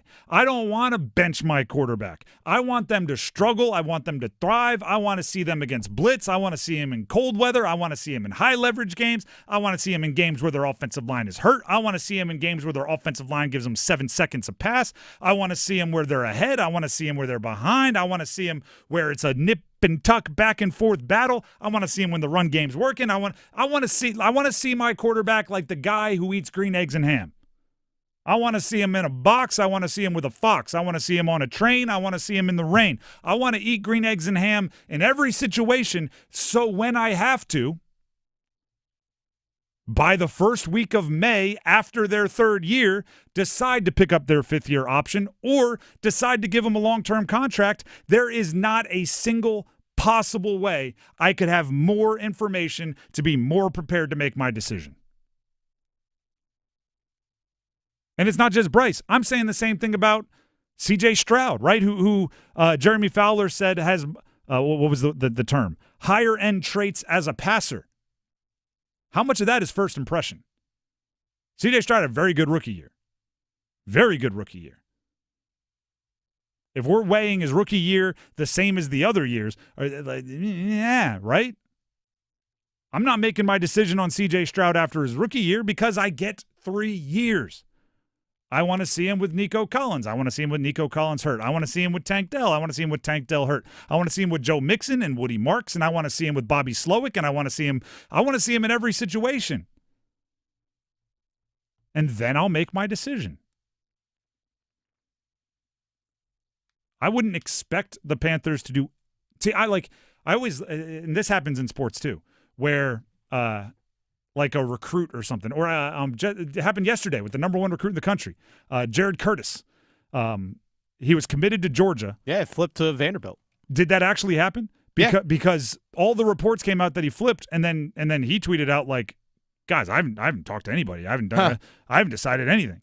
And I'm not saying the insiders are ever wrong, but it's like impossible to report something that the subject you're reporting on doesn't even know. Right? So-and-so is going to retire. And meanwhile, the person that's retiring is like, no, literally, I haven't decided yet. I plan on sitting down with my family on Saturday and having a heart-to-heart. That's kind of when I'm going to decide. I don't think you can report, and I'm not saying Graziano did, right? He was just talking his opinion. But I don't think you can report on what the Panthers are going to do or are not going to do because I don't think the Panthers know what they're going to do. And they shouldn't. They should be open to gathering more information. And I've said that during the good times and the bad times for Bryce. I got receipts on this. I haven't always been the biggest believer in Bryce, but I've 100% steadfast been in the, I don't care how good Andy Dalton is playing. You play Bryce because you need to gather that information. I don't care. Play him until you are 100% in or 100% out. At times, it's gotten to 99.5% out, but that 0.5% did work. Fought back. They're at least at 50 right now. The Drive with Tim Donnelly, 99.9 The Fan. By the way, Jared Curtis actually did officially sign with Vanderbilt. All right, there you go. So he's just keeping them in suspense. Exactly. I actually do respect when athletes, it gets out from their circle and they go, no, because maybe he hadn't told Georgia or something like that and he wanted to, make that really uncomfortable breakup call little honorably. But I don't know. I don't know if that's the case, but Jared Curtis, number one recruit in the country, going to Vanderbilt. Good on him. NIL, different world. The Drive with Tim Donnelly, 99.9 The Fan. We have blind rankings coming up, hurricanes and cons, and more immediately, a message from Dennis Cox. That's right. Dennis Cox here for my friends over at Loan Pronto. Folks, what if you could pull up to $500,000 in cash out of your home and drop your mortgage rate down to 4.99% APR? Right now at Loan Pronto, they got the lowest rates in 3 years. And with Loan Pronto's Rapid Equity Loan, you can even get your cash in as little as 3 days. You can pay off all those high-interest credit cards and even skip your next 2 house payments. One client just got $300,000 approved in under 24 hours. They were able to pay off their debt, paid off 2 car loans, and save $2,100 a month. One phone call, and their lives were changed. There's no wait, no hard credit pull up front, and you probably won't even need an appraisal. Just fast, easy cash from your home's equity. Rates are at a 3-year low, so act now. Call 919-381-1760 or visit loanpronto.com for your free instant home appraisal. See how much cash you can get today. Loan Pronto, A+ rated with the BBB and nearly 2,500 5-star Google reviews. Call 919-381-1760 and see how much cash you can get today. loanpronto.com. Equal housing lender, NMLS 1661781 on approved credit. Visit NMLSconsumeraccess.org. The Drive with Tim Donnelly, 99.9 The Fan. Blind ranking and hurricanes and cons are up next. Don't go anywhere. Move your sports day forward. You know the story of A Christmas Carol, the ghosts of past, present, and yet to come. We can tie it a bit to the Panthers season, the past, innocence by fans, big expectations, new faces, the present, a roller coaster ride of Bryce is our guy, or maybe not. Only the yet to come could be different than the Christmas tale. Unlike Scrooge, we actually care about December games. Get set up. Join Next Up with Paul Ihander. Mornings at 9 on 99.9 The Fan, the Triangle Sports Leader. It is I, Juan Carlos Santiago del Santiago, the coolest man in the world. Yes, I am back in Raleigh. Do I go downtown with so many places to party? No, I go to the Shakey's place. The good food, the fine drinks, the coldest of beers, and of course, the many, many beautiful people. I always hang at the Shakey's place, the coolest bar in the world, because, well, it was built for me. Juan Carlos Santiago del Santiago, the coolest man in the world. The Shakey's place, 8800 de Raleigh Road by the Shelley Station. Are you looking for the perfect holiday gift? Did you know that Bailey's has something for everybody and every budget? Sure, we're known for our designer jewelry, fine diamonds, and luxury watches, but we also have a vast selection of jewelry and gifts under $500. Add a little sparkle with the popular Sterling Collection Pave Diamond Hoops or Pave Diamond Cushion Pendant Necklace, both for only $175 each. Show your love with our Icon Collection Diamond Open Heart Ring for $375. Or stick with something classic, like a Koya Pearl stud starting at just $165. Bailey's is your go-to destination for holiday shopping. We're proud to make gift-giving easy since 1948 and to be voted Best Jeweler year after year. Located in Raleigh's Village District, Cary's Fenton, also in Rocky Mount and Greenville and Charlotte. Every woman wants a Bailey box under the tree. Audiences and top critics are celebrating. Rental Family is the perfect feel-good movie of the year. What do you need me for? We need a token white guy. Academy Award winner Brendan Fraser delivers a masterful performance. This girl needs a father. I hate you. She hates me. That's what being a parent is. In this tender and funny film about the importance of connection. This is amazing. It's cool, but it's fake. Sometimes it's okay to pretend. Rental Family, now playing only in theaters. Rated PG-13, may be inappropriate for children under 13. If you've been waiting to try learning a new language with Babbel, now is the time. For just a few more days, you can unlock all of the languages on Babbel with a lifetime subscription at our largest discount of the year. Where will Babbel take you? Find out at Babbel.com. Y una cosa más. This is your last chance because our biggest sale of the year ends on December 7th. For just a few more days, you can get Babbel's lifetime access for less at Babbel.com. That's BABBEL.com.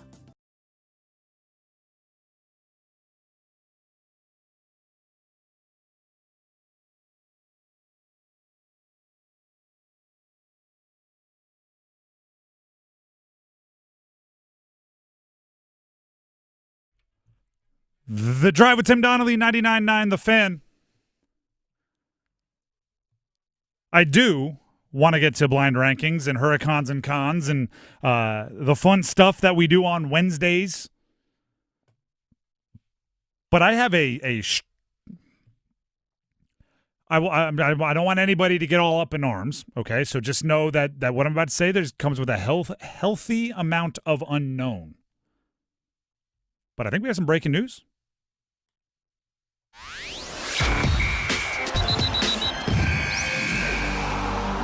I want to be extra clear on this. This is reporting being done by Mike Ozanian, or Ozanian. I apologize if I mispronounced that. Who is listed here as a senior sports reporter for CNBC. I'll read the tweet that was put out earlier today. Multiple sources have told me, that's meaning Mike, not me, Tim, me, the tweeter. Multiple sources have told Mike Ozanian that Tom Dundon is close to selling a significant LP stake in the Carolina Hurricanes at a $2 billion valuation. Dundon is in the process of buying the Portland Trail Blazers for over $4 billion. That last part we already knew, but obviously Mike wanted to remind you, and I will as well. There's a few unknown things that I'm going to just put out there that I don't know. Does significant LP stake is Is that a threshold? Like, is there a certain percentage that needs to be, could significant be 2%? Could significant be 10%? Does significant have to be majority? I don't know in a business term if significant is of any kind of hard and fast rules. Well, I think significant in my eyes would not mean majority, because majority means majority. Significant in my eyes could be somewhere around 30%, 40%. Okay. I mean, that to me, that's still a significant amount. Now, that would still give Tom Dundon governance over the team, though. Exactly, which would be an infusion. Now, again, listen, I'm a sports radio host. I'm not an entrepreneur of any kind. I've never owned any kind of publicly traded anything. But I assume that would just mean he needs the cash to go to the Trailblazers deal, right? It wouldn't impact the Canes necessarily in any way, because he would still be the majority owner. He would still carry all of the decision-making power. And on top of that, it's not even like he would be selling a stake in the Canes in order to get money to put into the Canes. He'd be getting money to put into the Trailblazers, which is in Portland and doesn't exactly affect us. Okay, well, here's a little bit more on this. So this comes from Front Office Sports, okay? So I actually looked into this a little bit more. This comes from Ben Hornay, of Front Office Sports, saying Tom Dundon is in talks to sell a minority stake in the NHL's Hurricanes to raise cash for his purchase of the NBA's Trailblazers. Front Office Sports has learned Dundon has been holding discussions with potential investors about a minority stake in the Hurricanes, according to two sources familiar with the matter. One source says the stake sale is aimed at providing Dundon with more cash to pay for the Blazers, which, again, he agreed to buy back in August for north of $4 billion. So if the valuation if the valuation turns out to be accurate, which, again, that $2 billion, it will represent one of the highest ever for an NHL franchise. Boom. Yeah. We've gone over a few times the Sportico valuations and everything and how much they've gone up or down for the Carolina Hurricanes year to year. I believe, if my memory serves correctly, the most recent estimates from Sportico were $1.92 billion.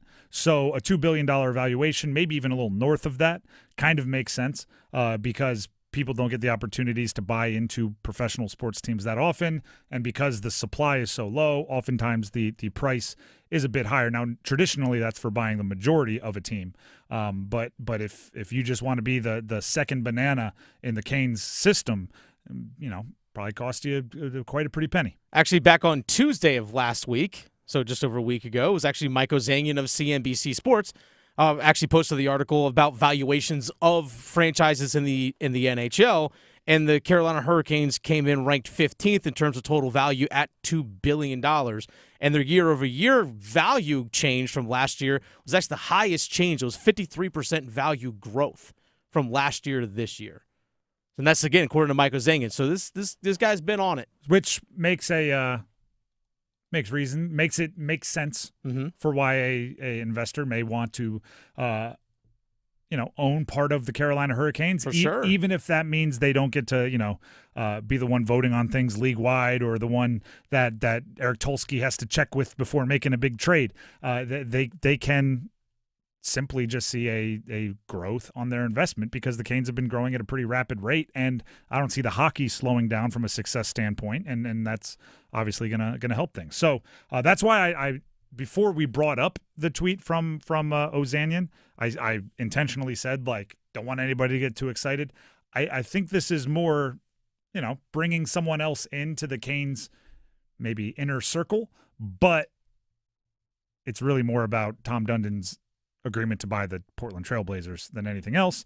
And, like the great Kevin Hart stand-up, right? The way my bank account's set up, I got a checking and I got a savings, and it takes 3 to 5 business days for my money to move from savings to checking, and that's going to take some time. He needs to take some of the money that he has, some of the value that he has in the Carolina Hurricanes, and move that over to the Portland Trailblazers. Again, I don't know all the rules, but I do know every league has a different requirement on the percentage that the majority owner owns. Some, I think it's 41%. You have to own at least 41% if you're going to be the majority owner. Some over 50, and whatever the deals are. So, you could own 100% of the Canes, or perhaps enough to be the majority owner of 2 different sports franchises, but you would have to have other people owning the rest, right? Completing the pie. So that's where I'm standing. If I misspoke on any of that and you're an entrepreneur at home going, oh, this guy's never owned a business, you are 100% correct. But I don't think this adds up to much other than Tom Dundon growing his sports portfolio. Do we root for the Portland Trailblazers now, knowing that if they do well, they get more money, and then Tom Dundon's pockets are lined, and perhaps that could bounce back this way? Because right now, obviously, selling the Canes minority stake will benefit the Portland Trailblazers, so they're rooting for good business on the Canes side of things. Like, are we suddenly like huge Scoot Henderson fans? Is that a weird way to think about it? It feels a little weird to think about it that way. Maybe. But, like, if they start printing money out there, do we not have to worry about deferred contracts as much? Like, will the concourse at the Lenovo Center suddenly look awesome? I don't know. It's already being improved, right? The Drive with Tim Donnelly, 99.9 The Fan. Just a little bit of business news for you. Canes aren't going anywhere, folks. The best news about it is they're attractive to a minority stake investor, because things are going so well. Because you're winning, because business is good, because you're filling the arena, because merch is selling, because valuations are going up, because you have these young core of players signed to long-term contracts. Like, no good business person is like, is that business really cranking? Let me buy it and change everything. No, it's like things are going well. They just want to roll. That being said, let's jump into a blind ranking.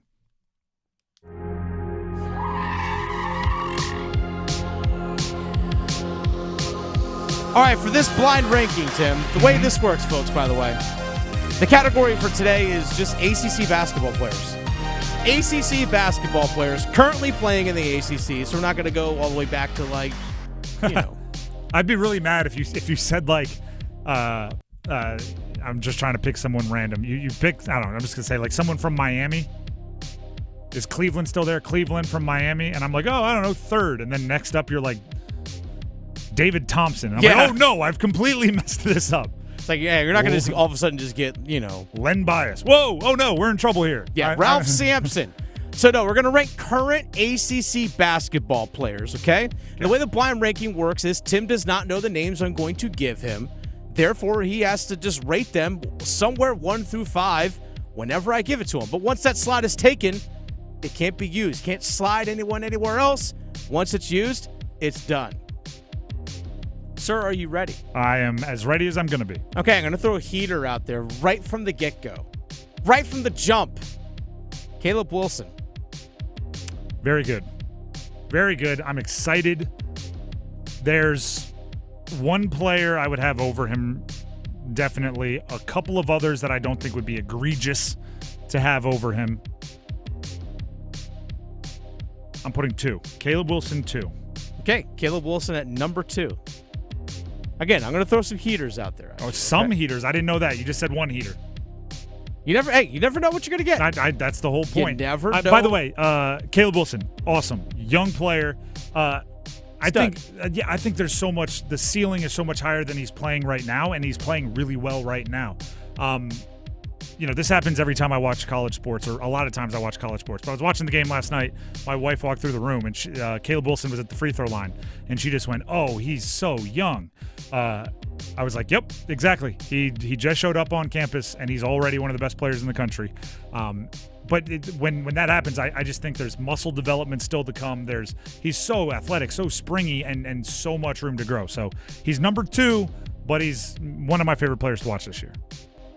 Next one, Ryan Conwell, Louisville. Another very good player. Louisville is loaded in the backcourt. Mm-hmm. So on a game-to-game basis, it could be, there's 3 or 4 of them that could be the best players on the team. I'll put Conwell 3. Okay. Shooter, good player, lot to be excited about, but I think there's a couple that I would feel foolish having him over Caleb Wilson. Okay, so you have Caleb Wilson at number 2. You have Ryan Conwell, Louisville at number 3, which gets to the next person on the list, Darian Williams, NC State. So Darian Williams, I'd have no problem putting over Caleb Wilson. I think it's close enough that either one would work. The issue is then there's a player or two that if you throw them out there and you're throwing heaters, number 4, number 5 would look real foolish. So I'll put Darian Williams 1. Okay. He was preseason ACC Player of the Year. I don't know if he's lived up to that yet, but I still think he's in the like early round jabbing portion of the boxing fight, where he's just figuring out what his teammates are bringing to the table, what Will Wade's going to be doing, and at some point he'll have the trainer in the quarter yelling at Ali during the rope-a-dope, like, go now, and he'll unload. Also, by the way, Darian Williams, my apologies, is currently 9th in the conference at 19.2 points per game. Caleb Wilson, 8th in the conference at 19.3 points per game. I think for sure Darian Williams will finish higher than 9th. Caleb Wilson could finish 8th, but he does so much other. He has so many other ways to impact the game. All right, so you got Caleb Wilson, you put at number 2. You have Ryan Conwell, Louisville, you put at number 3. Darian Williams of NC State, you put at number 1. So you have 4 and 5 available. Next one is Juke Harris, Wake Forest. Juke Harris is having himself a season. Do not get it twisted.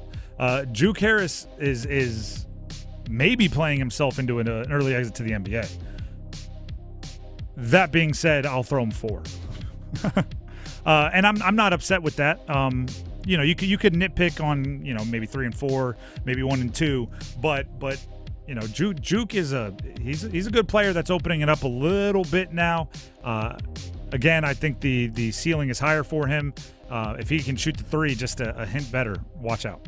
Okay, so you put him at where? Number 4. You put him at number 4. Okay, so by the way, Juke Harris 7th in the conference in points per game at 19.9. Actually tied for 6th. Which leaves. By the way, his role with Wake is fill it up. Like there's. Oh yeah. Not every 20 is built the same. Some you have to get into the flow with other players scoring and everything else, and then some it's like, no, we need you to score. All right, so you got Caleb Wilson at number 2. You have Ryan Conwell, Louisville, number 3. You have NC State's Darian Williams at number 1. You have Juke Harris of Wake Forest at number 4, which means number 5 goes to. There's one. If you're throwing heaters, I know who it's going to be, and it's going to make me feel dumb. Yeah, who is it? I'll write it down like I. Yeah, you're going to write it down. You're going to write it down. Know exactly who you're going to write here. And number 5 goes to, in the blind ranking, to Cameron Boozer. Yep, I had it written down, everybody. Yep. I knew he was going to do it. Yep. Obviously. So you have Cam Boozer, 5th ranked player in the ACC. Obviously, number 5 is the sore thumb sticking out at the moment. If you just took number 5, you know how I don't even know if this is correct. Me, I haven't watched this in a while. You know, at the Westminster Dog Show. Oh yeah. They just, at the end when they're naming the winners, they just put them in an order and send them walking around, and then you intercept and you go 1, 2, 3, 4. If I just sent them around in this order, and I just grabbed Cam Boozer and said 1, and then obviously with them in a circle, Darian Williams would be next, Caleb Wilson, Ryan Conwell, Juke Harris, that makes a lot of sense to me. The issue is it's not a circle, it's a line from 1 to 5, and the 5, not good. All right, so your final blind ranking of ACC basketball players. You have number 1, Darian Williams. You have number 2, Caleb Wilson.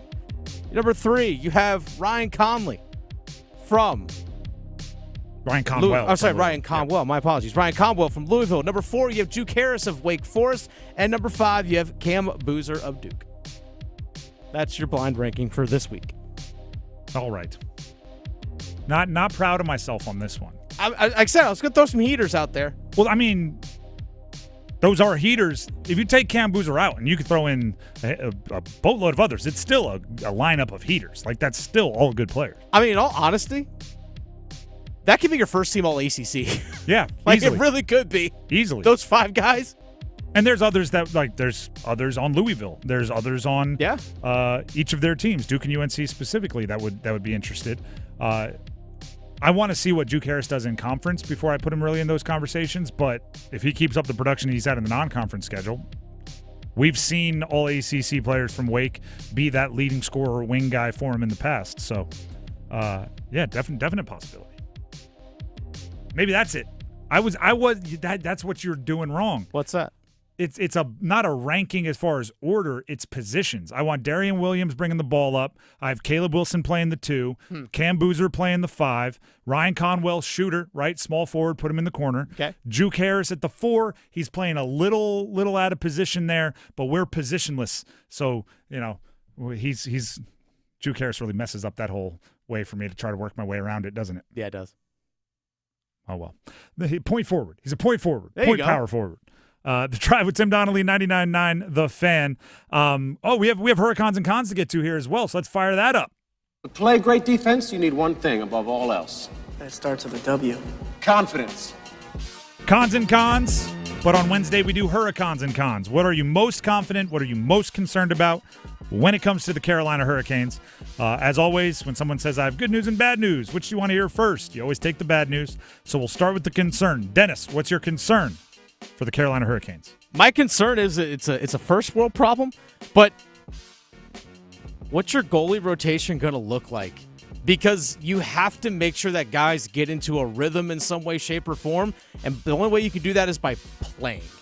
And that's a concern for me. When you have 3 that you feel are capable, how do you manage that going forward? Now, we still don't know what Pyotr Kochetkov, which, by the way, he was at practice today, took part in the full practice today.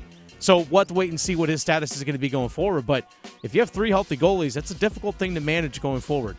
Mine is the same yet slightly different. It's the managing the mentals of the goalies. Goalies, pitchers, quarterbacks, cornerbacks. There's a lot going on between the ears as far as confidence and the amnesia you need and everything else. They're going to have to walk a tightrope with all 3. Right? If Freddie's not playing great, you can't lose Freddie. You're going to need him at some point in the season. But at the same time, you can't ignore Bussy. And we know that Pyotr Kochetkov, I think, operates a little bit more like a linebacker in goal than a goalie in goal, right? He's someone you got to crank up the intensity rather than, go to Zen mode. So you have to manage. It's tough managing the mentals of 2 goalies in a rotation. Managing 3 is really difficult. So, making sure everybody stays confident, feel like they're being believed in, they're not down in the dumps by any stretch. That's a lot of people to keep happy. Let's get to the fun part. That was concern. How about confidence, Dennis? They're getting healthy. The fact that actually I talked to Rob Brindamore earlier today at practice, and he told me this. He said that usually at this point in the season, you have a good idea of what your team is.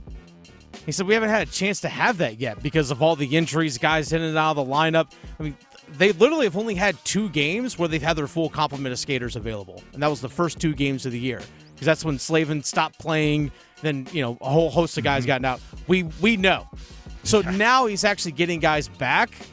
Slavin at practice, still in a yellow no contact, but the fact that he's coming back, you also have Gostisbehere's back.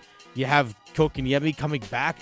The fact that these guys are going to be available, now he and the team can actually truly evaluate, all right, what do we have here? We're not there yet, but it's what I've been talking about as far as if you come out on the other side of all of these injuries and all this adversity and all of these obstacles and you've managed to win enough games to still be in comfortable position, you'll actually be stronger for it. One of those, super cliche, what doesn't kill you makes you stronger moments. Because you'll have Nystrom, somebody you can depend on, whether you need him or not, right? That depth is important. You'll have, a fourth line that you can depend on because they were asked to play such bigger roles and so much more. You'll have more, different special teams reps for different guys.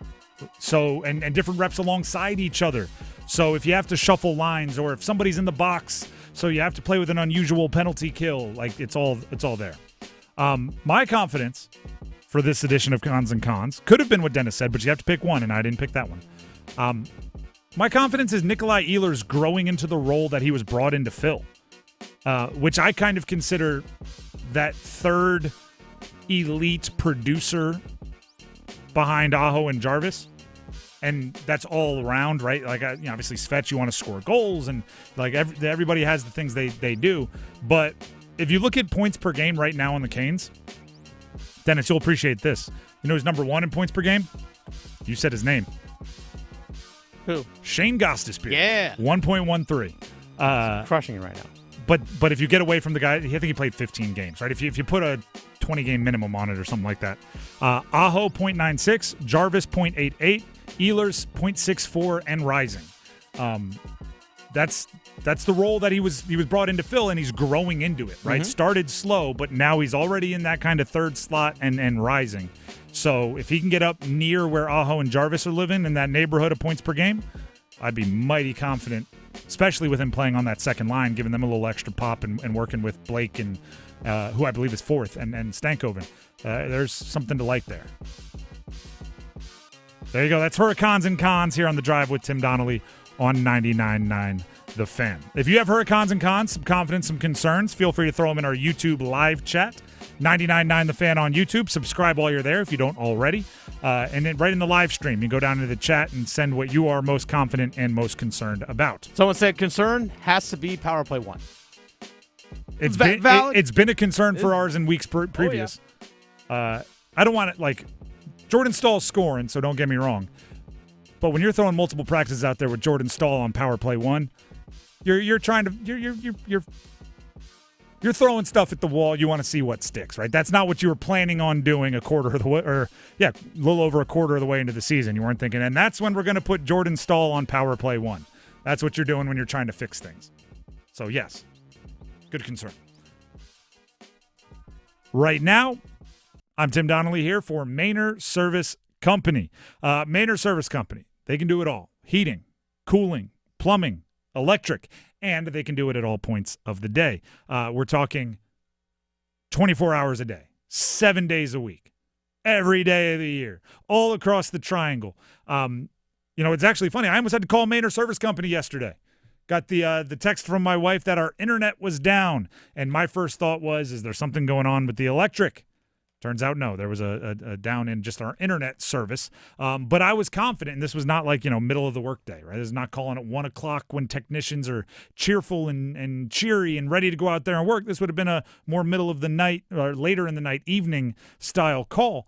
And I knew that if I had to call Maynard Service Company, there'd be somebody there ready to work, right? There'd be somebody there available. That is very, very comforting. Just to have that number in your phone saved so you know if you get a panic, right? If your son or daughter comes running to you in the kitchen, hey, there's water coming down from the ceiling. Or, hey, I have a project due tomorrow. I need to be on my computer. I need the internet, and our power's out. Maynard Service Company will work with the urgency that you deserve. Again, 24 hours a day, 7 days a week, and in all aspects, heating system, cooling system, plumbing, electrical, it's all there.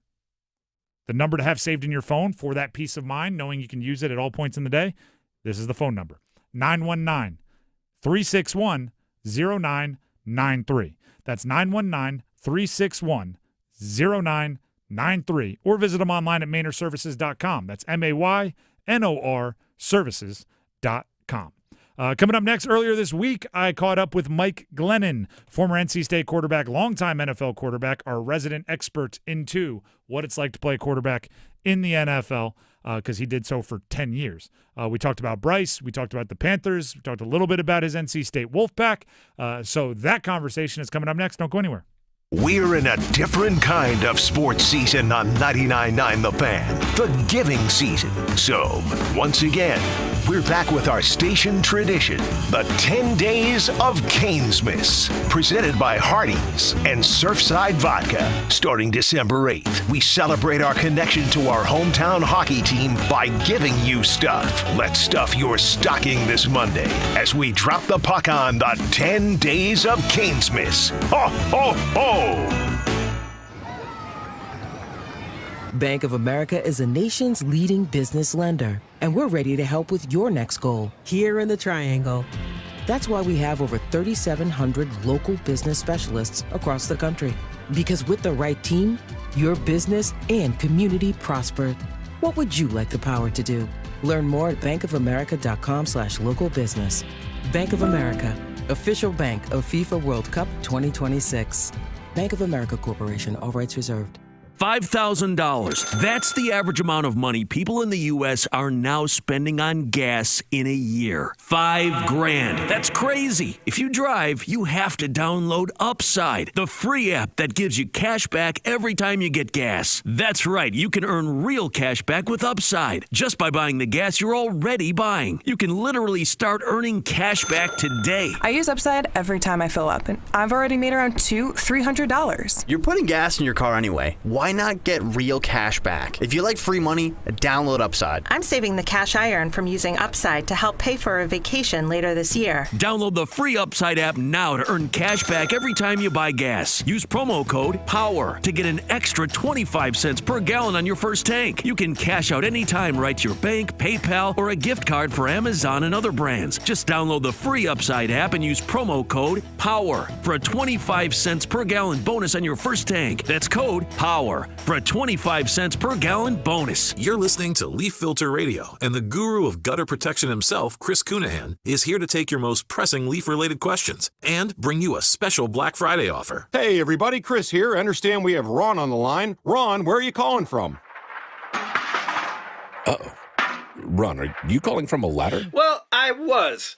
I wanted to ask Chris what I need to do to get my gutters ready to have leaf filter installed. Oh, Ron, you don't have to do anything. A Leaf Filter Trusted Pro will come out and clean out your gutters, realign and seal your gutters, and install Leaf Filter, America's #1 gutter protection system. So I didn't need to get on this ladder? Ron, Leaf Filter Trusted Pros are in your neighborhood and ready to help. Just visit leaffilter.com/deal to schedule your free gutter inspection and get up to 30% off. Thank goodness. What was that site? That's leaffilter.com/deal. And now, as a special Black Friday offer, you can get a free gutter inspection, plus up to 35% off. This is our best offer of the season. Unlock it now at leaffilter.com/deal. See representative for warranty details. The Drive with Tim Donnelly here on 99.9 The Fan. It is time for our weekly check-in with our resident insight giver into NFL quarterback rooms and obviously NC State legend Mike Glennon. Mike, appreciate the time as always. Carolina Panthers beat the Rams over the weekend. We've had you in here talking about Bryce Young and the journey that is Bryce Young all season, and this to go to 7-6, 4-2 at home. The Rams coming into the weekend, I would have said were the best team in the NFL. This has to be like the most North Star follow here, whatever. Like this is the best turn for Bryce Young, even though it's maybe not his statistically best game. Like if you stare down Matt Stafford and you walk out a winner this year, that means something. Yeah, I was at the game, so I saw firsthand, and the Panthers look good. I mean, this is a very good Rams team, and they got the best of Matt Stafford, arguably the MVP of the league. I thought Bryce played well. Like you said, not huge numbers, but he definitely played well enough to win, and the defense showed up when they had to. So it was a really good win by the Panthers, and it gives them some momentum, and the NFC South is wide. Them and the Bucs is going to come down to. But things are looking good for the Panthers. Things are looking optimistic for Bryce Young to maybe be the quarterback again next year. 3rd and 4th down, he was unreal, right? Threw a 40-something yard touchdown to Tedero McMillan on 4th and short. Same with Jalen Coker. Oh, he had, 4th downs, 3rd downs, had a whole, an unreal performance in late down situations. The last real play of the game was right before the 2-minute warning. It was a 3rd and 5. They put it in his hands, could have ran the ball and got it to the 2-minute and all those things, but they threw it, which obviously an incompletion would have been a disaster, giving the ball back to Matt Stafford in that situation, but he completed it and take knees and game over. He only had 20 attempts, and we just listed offhand 3 or 4 3rd and 4th down passes that were crucial. How difficult is that in the NFL when you're not being called on that often, but every time you're called on, it's got to have its situations, and he came through? Well, it was a clutch to take the shot on 4th down is what is impressive to me, because it's easy to get gun shy and just play for the first down because you missed that throw and everyone is saying, hey, you had someone open on a short route. So to have the courage to take the shot and then hit it is big, and he did it 2 times. So, without Bryce Young, they're not winning that game. And a lot of credit goes to the defense, particularly the fumble at the end of the game, the pick six, all that. But this was a good game by Bryce Young. Now, again, week to week, let's see him do it. We're talking with Mike Glennon here on The Drive. Bye week. Week 14 bye week. Late. Super late. And then when you come back, your playoffs basically start. They have 3 games. 3 of the 4 remaining games are in division. 2 are against the Bucks, who you just brought up. It kind of comes down to those 2. You just beat the Rams. Do you want the bye? You have the most important games of the last, at least since 2017 for the Panthers coming up to end the season. What's the mindset? Yeah, you want the bye. That 13 weeks straight, that's a long time in the NFL. So, yes, I get your whole point of, things are riding high and you want to kind of keep playing. But these guys need a break physically. They need a little break mentally. But it's important to get that win because they're going to come back feeling good. And they'll know, they can sit back, relax for the week, and know going into the last few games of the season, particularly, it's almost unusual to have the division coming down to an opponent, and you play them twice in the last, was it four games? 4 weeks. Yep. It's they actually go Bucks, Seahawks, Bucks. So for 3 straight weeks, they're playing their quarterbacks from 4 seasons ago or whatever it was. It's just Baker, Darnold, Baker, and they were both on the same team with the Panthers not long ago. So it's I'm calling it ghost to girlfriends pasts. They got to go fight those battles to potentially get in the playoffs. Did anyone else notice that my voice just inherently cracked when I said playoffs? That was not intentional.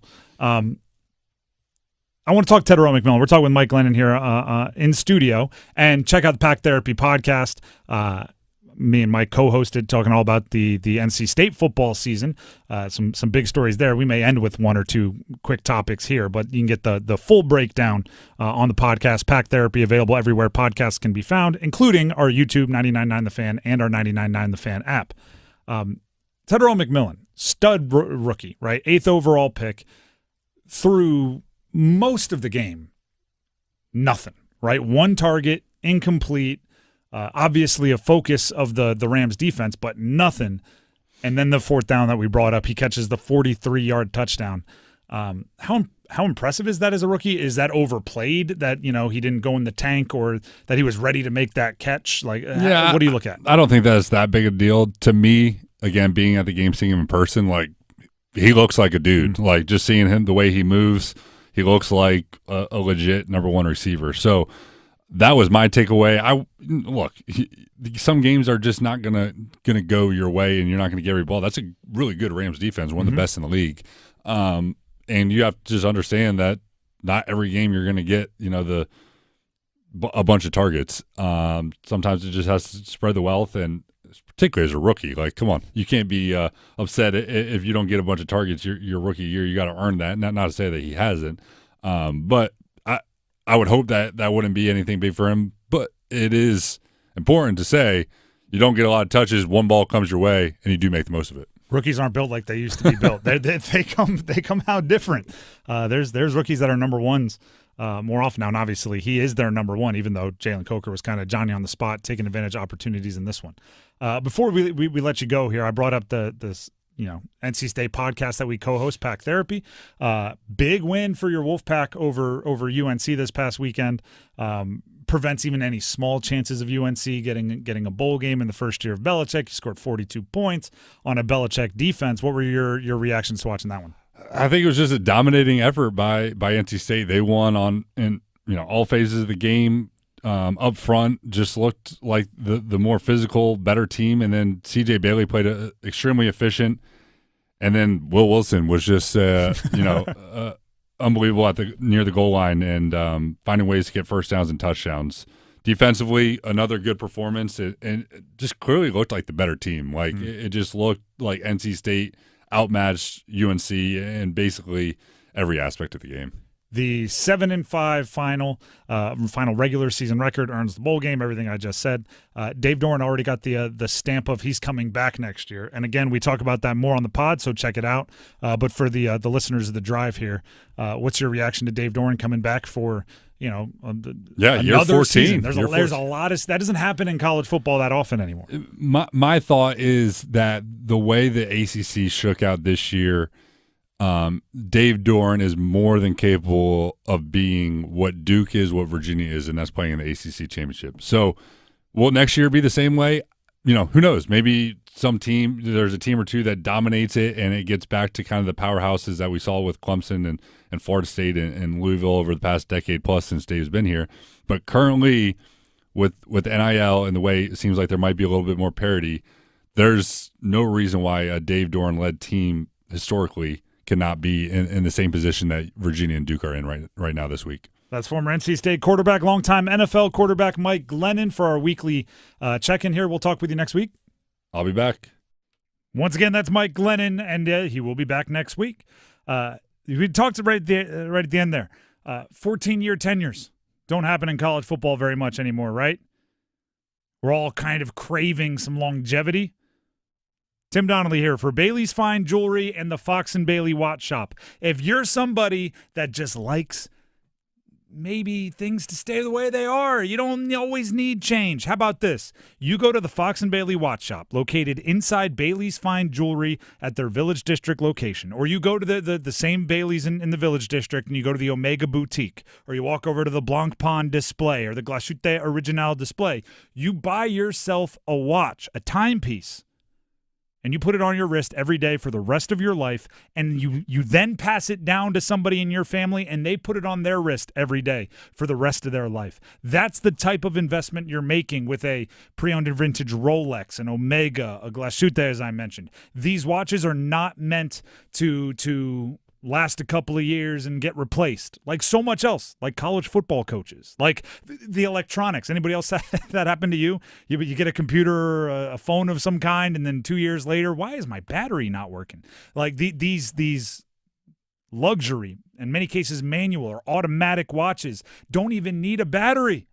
They keep time for you every single day, and they can become a part of your everyday life. I brought up some of the brands. The pre-owned and vintage Rolex, which has the largest selection in the state of North Carolina. The Blanc Pond display, the Norcane display, the Omega Boutique, which is the largest of its kind in the country. The Hamiltons, the Timex. They have a little bit of whatever you're looking for. Actually, a lot of whatever you're looking for. Bunch of different options. They keep things luxurious but never pretentious. It's cool. It's approachable. It's great for watch lovers of any level. So if you want to mark the passage of time with something that you can depend on, Bailey's Fine Jewelry, specifically the location down there in the Village District in Raleigh, because that's what also includes the Fox and Bailey Watch Shop and the Omega Boutique and some of the other specific watch options that you're looking for. Just know, when you stop in, you should tell them that I sent you. Tim from 99.9 The Fan. That would help us out a bunch. It's great for the holidays, by the way. Go grab somebody in your life a gift that they'll never forget. The Drive with Tim Donnelly, 99.9 The Fan. We'll take a break when we come back. The starting five. Stick around. The Adam Gold Show. I get Duke's got 5 losses. I get that they lost 3 of their 4 non-conference games. But they went 6-2 in the ACC, played a whole bunch of the teams that finished 4-4. Wasn't like they were playing at the very bottom of the league. And if they win the ACC championship, mark my words, they're going to find their way into the college football playoff because ultimately they will view them better than JMU. The Adam Gold Show, weekdays starting at noon on 99.9 The Fan. Tim, I'm receiving an important update. Ooh, are you getting night vision? No. I just found out you could get $200 with Navy Federal Credit Union when you refinance your auto loans from another lender. So, no night vision? No night vision. Learn more at NavyFederal.org/autoloans. Navy Federal Credit Union. Our members are the mission. Navy Federal is insured by NCUA. Credit and collateral subject to approval. Refinance loan must be at least $5,000 to be eligible for the $200. Terms and conditions apply. We know you're hot to see a Carolina Hurricanes game in person. Visit 999thefan.com or fire up the Fan app and enter to win a pair of tickets and parking for the Canes-Columbus game on December 9th. Check out our Hurricanes hot ticket giveaway at 999thefan.com. Hey, it's Adam Gold from my friends at FanDuel, America's #1 sports book and the home for your favorite NBA same-game parlay. I did one the other day. I had the Hornets winning on the road. I had Con Knipple to score more than 20 points and had the Hornets won I would have won, but the NBA is home at FanDuel. Plus, new customers, $150 in bonus bets are yours if your first $5 bet wins. Pick something easy, unlike what I did, and then reap the benefits. FanDuel.com/AdamGold. FanDuel.com/AdamGold for FanDuel, official sports betting partner of the NBA. 21 and over and present in North Carolina. First online real money wager only. $5 first deposit required. Bonuses issued as non-withdrawable bonus bets, which expire 7 days after receipt. Restrictions apply. See terms at sportsbook.fanduel.com. Gambling problem? Call 877-718-5543 or visit morethanagame.nc.gov. Here's Megan with Parkway Sleep Centers. Are sleepless nights affecting your life? Parkway Sleep Health Centers can help. We've treated sleep disorders in the Triangle and beyond for over 20 years. We offer sleep studies, office visits, CPAP machines, supplies, and more. And our streamlined process allows us to see you sooner and usually saves hundreds of dollars. End sleep problems. Live your best life. Experience the Parkway Sleep difference. Visit parkwaysleep.com and start your journey to better sleep today. Parkway Sleep Health Centers. Sound sleep. Sound health. This hour of the Triangle Sports Leader is powered by Ritchie Law Firm, Injury Lawyers. Ritchie Law is on top of it. Go to ritchielaw.com. That's ritchielaw.com. Broadcasting live from the Lenovo Studios. WCMC HD1 Holly Springs. 99.9 The Fan. The Triangle Sports Leader. I'm WREL meteorologist Amy Wilmoth. A pretty quiet weather day out there. It's nice to see the sunshine, but staying on the cooler side this afternoon. Overnight tonight, mostly clear and cold with lows near 30. We'll have more clouds arrive on Thursday, a high of 54, and then a weather alert day Friday, a wintry mix possible very early in the morning. Weather update brought to you by Newcomb & Company, where your comfort is their business. Visit newcombandcompany.com. 5 o'clock, checking for money. Dow Jones up 408 points today to 47,882. Market update brought to you by Blue Shark Vodka, the world's smoothest vodka. Pour Blue Shark Vodka at your holiday events to lift your spirits this season. Blue Shark Vodka, the shark that doesn't bite. It's 5 o'clock. Time to serve up the biggest sports stories of the day. Here comes your starting five. The Drive with Tim Donnelly here on 99.9 The Fan. Before we get to our starting five, we know, we can feel it. You're all burning up. You're hot to see a Carolina Hurricanes game in person. You can visit 999thefan.com or fire up the 99.9 The Fan app, which is available in the Google Play and App Store, and enter to win a pair of tickets. Get this. This is underrated. You may not think about it, but it's important. Okay. A pair of tickets and parking. Oh, okay, and parking. And parking. Hey, you know what? I'm telling you, it helps. Game changer right there. It is. For the Canes-Columbus game on December 9th, so less than a week from now. A pair of tickets and parking. You have until Friday of this week, that's the 5th, to enter. Just go to, check out our hot Hurricanes ticket giveaway at 999thefan.com. And the 99.9 The Fan app. Pair of tickets and parking? Pair of tickets and parking.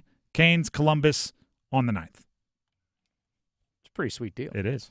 We're just giving it away. We're just giving it away. We're just giving it away. Here you go. So you just got to go to 999thefan.com or the 99.9 The Fan app. Enter to win there. Okay. Go to contest. Download the app. And if you haven't downloaded the app, do that too. But then you can enter once you get in there. A whole bunch of stuff. Explore. Go to all the tabs. See what's going on in there and find the one that's very obviously labeled win stuff. And that's where you find it. Very user-friendly. All right. With that being said, let's jump into the starting five, starting with number 5. Count them. 1, 2, 3, 4, 5. So today is National Signing Day for college football. This is where the high school recruits get to put pen to paper, commit to their teams in a more than verbal fashion. This is the equivalent of hard launching your relationship, right? It's when you post you and your new significant other in a picture on social media, right? It's a little bit more real. Up to this point, it was just all talk. Few interesting things about the rankings so far. Southern Cal, USC, number 1 recruiting class. It's the first time, according to 247 Sports, since 2008 that a non-SEC team has the number 1 recruiting class coming out of signing day. So the SEC, right? Everybody's catching up. Everybody's not the big bad bully on the block anymore. And for the record, yes, it was an ACC team back in 2008 who last held the number 1 recruiting class. It was Miami. Speaking of Miami, now we're on to the ESPN side of things. Miami does have the highest ranked ACC recruiting class at 11th, including one of the top prospects overall, an offensive lineman named Jackson Cantwell. But guess who's 12th? Second highest ranked ACC class as of right now, coming out of signing day, which has been going on all day. And a top 12, one of the top dozen classes in the country, according to ESPN College Recruiting. Bill Belichick and the North Carolina Tar Heels. 12th ranked recruiting class in the country. Okay. 9 in the SC Next 300, which is the top 300 recruits according to ESPN. 9 of them. 9. Xavier Griffin Haynes, a local guy, one of their top prospects on the defensive side. So keeping players like that home, big part of it. Florida State in 13th if we're looking at the ACC. You know what's fascinating? And, there's obviously Duke, NC State, significantly further down. I'll give you their rankings quickly. NC State 42nd and Duke 59th as it stands right now. But as far as the ACC catching back up to all of these other conferences, 23rd recruiting class in the country, a top 25 recruiting class in the country, Virginia Tech. Spent a lot of money on James Franklin, committed a lot of money to their program. Oh, look at that. Even coming off a down bunch of seasons, they are up to 23rd in the country. You want to know where Penn State is? Keep scrolling. Oh, yeah, they're like scrolling. 150 or something like that. And keep in mind, there's only 130-something FBS schools. Yeah. And they're in the 150s, which means they're behind 24 FCS schools right now. How do they not have a coach yet? They don't have. They fired their coach early to get a jump on the market, and yet they still lost musical chairs. Imagine if you played musical chairs and you guaranteed yourself that when the music stops, you're closer to the chairs than everyone else, and you still lost. And not to mention that, they don't have an NIL. I've seen guys commit to schools that don't have coaches all over the country because their NIL collective just said, hey, regardless of what coach we bring in, here's a fat stack of cash. Penn State couldn't Godfather offer some recruits? Apparently not. They all flipped. A running back, an athlete, an offensive tackle, a linebacker, a quarterback, a wide receiver, another running back. They all flipped from Penn State to Virginia Tech. So yeah, the ACC there's a new competitor in town. And by the way, according to one of our listeners, one of our viewers on our YouTube live chat, talking about this comes from Austin. Apparently, you mentioned Miami. Apparently, Clinton Portis' son committed to Miami. Oh, really? Does that make you feel old? Yeah, well, that's been happening. There's a lot of that. There's a lot of that. There's a lot. Go look at the Notre Dame roster. It's like if I were looking through the last names on like my trading cards from 2001. I think Thomas Davis. Yep. Thomas Davis' son. Brian Urlacher's son was on Notre Dame last year, transferred out. Jerome Bettis' son is there. Plaxico Burris' son is there. It's unreal. But yes, it does make me feel old. Don't start looking at recruiting rankings for basketball. That's like the 2004 All-Star team of last names. All right, what number is that? 5? Let's get to number 4. By the way, I don't know what that means. Sorry. I was saying UCLA interim coach Tim Skipper has agreed to a 5-year deal to be the head coach at Cal Poly. Okay, I was looking up Penn State, see if they'd hired a coach yet. You ready for this? You'll appreciate this. What's that?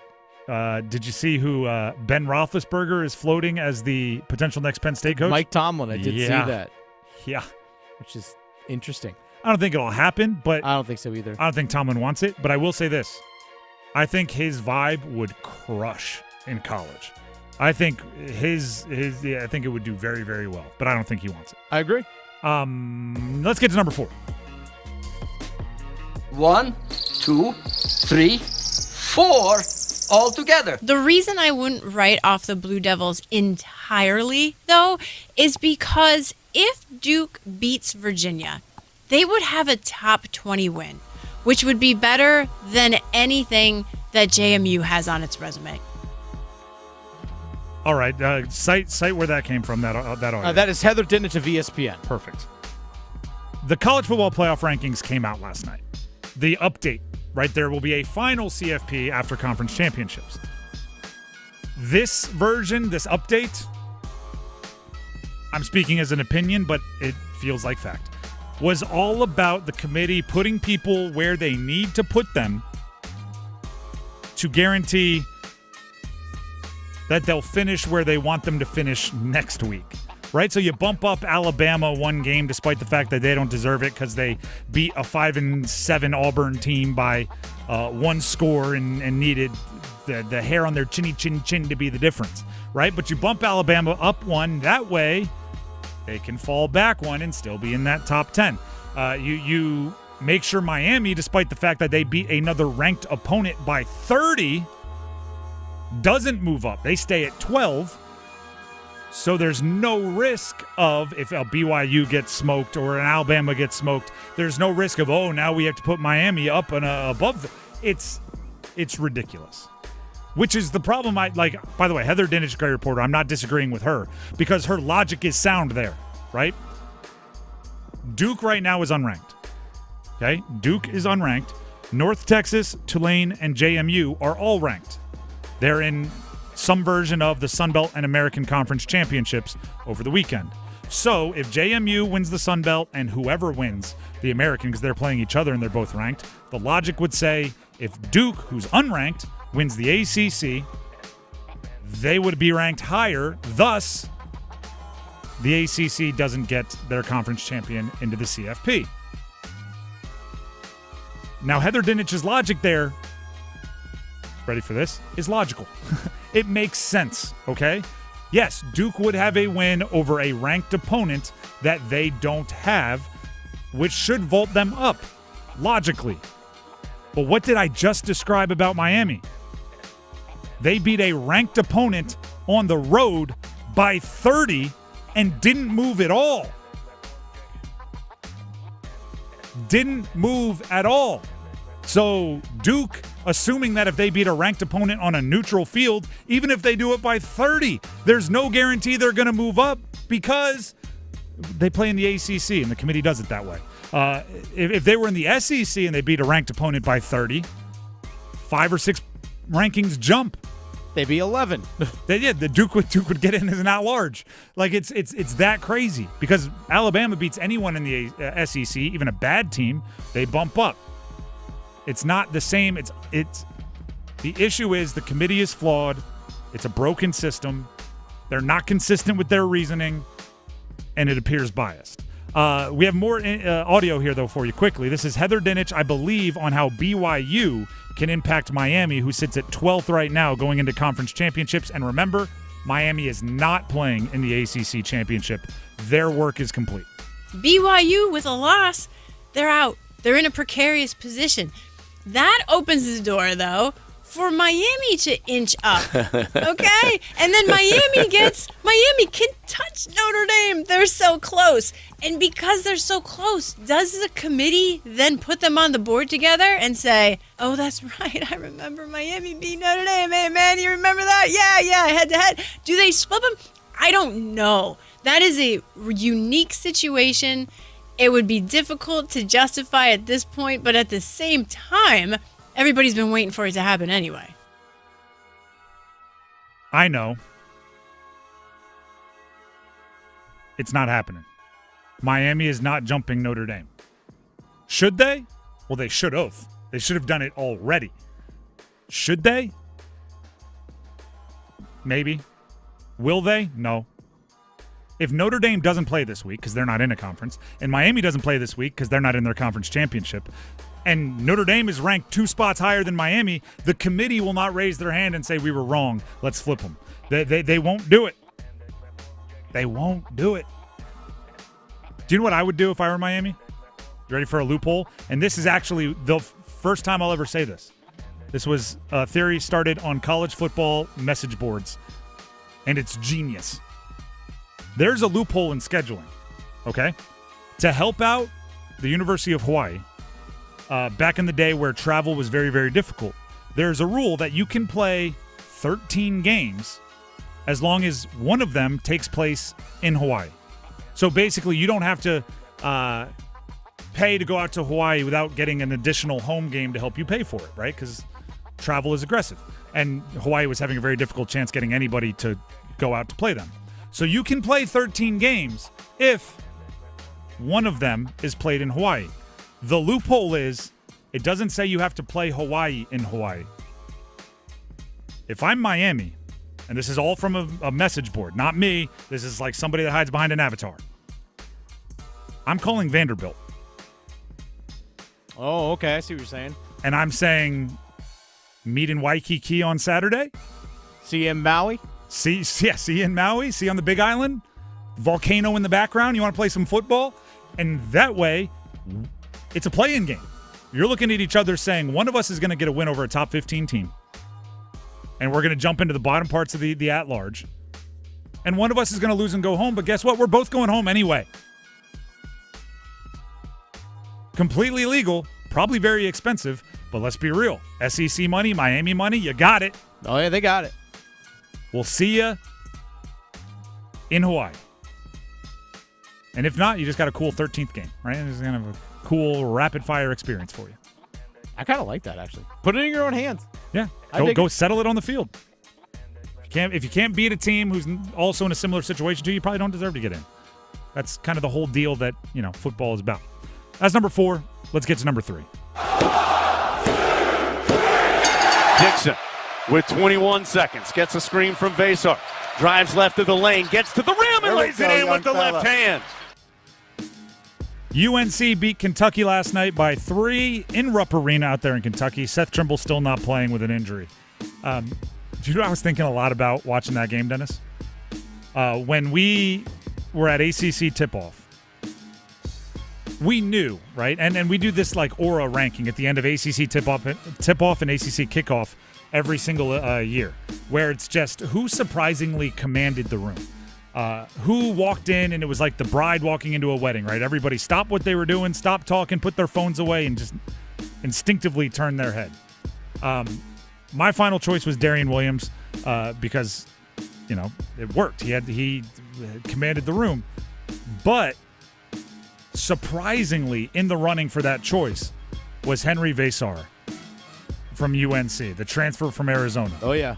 And it was like, Darian Williams, he was the ACC preseason player of the year. He's a huge NIL transfer. He was almost in the NBA. So it made sense. Vasar was like, this guy, he didn't play a ton of minutes at Arizona. He's a big recruit, but not like the top transfer. But for whatever reason, you could tell there was a quiet confidence about him. Like, he's got something. And we talked about it immediately after. We have the receipts. I was watching UNC Kentucky going, I would count aura if I were like an evaluator, if I were a draft guru, if I were a rankings, like you got to talk to the kids and you have to get a vibe for them because Vasar's playing really gosh darn well to start the year. And he's a huge cog in the system of UNC. And I would have offered him off of like, ooh, look at that. There's something there. Kentucky has talent, okay? They're not particularly playing up to that talent right now. They have talent. And Henry was really good. Really good. Efficient. Yeah, right? Because Caleb Wilson, young guy, ton of talent, unbelievable athlete. He went 5 of 19 from the field. The way you combat an inefficient scoring day from one of your top scorers is you have a wildly efficient day from Vasar, who shot, I believe, 8 of 12, scored 17 points on 12 shots, led the team in scoring, and that balances out kind of a less efficient shooting day for one of your other players. He's good. Yeah, I don't know if he's first team All-ACC. I think he'll be on ballots. I think he could be second, third team, depending on which publication you're looking at. And he's 7 feet, which I think is going to give some fits to some other teams in the ACC that maybe don't have the size to match up with Carolina this year. And then, yes, Derek Dixon earned more playing time by playing exceptionally well as a freshman point guard with the ball in his hands, taking shots in clutch moments on the road at Kentucky in a one-possession game. If you do that, I assume Hubert Davis is going to go, all right, fine. Gave you a little opportunity. You made good on it. We'll give you more. I'd be interested in seeing what Kyan Evans can do as an off-ball player. If you put the ball in Derek Dixon's hands, rather than making Evans be the initiator of the offense, tell him, all right, you're going to shoot. He'll set you up. I want to see if you can get that, what I've been told is an unbelievable shooting ability rolling. That's number 3. Let's hit number 2. Just the two of us.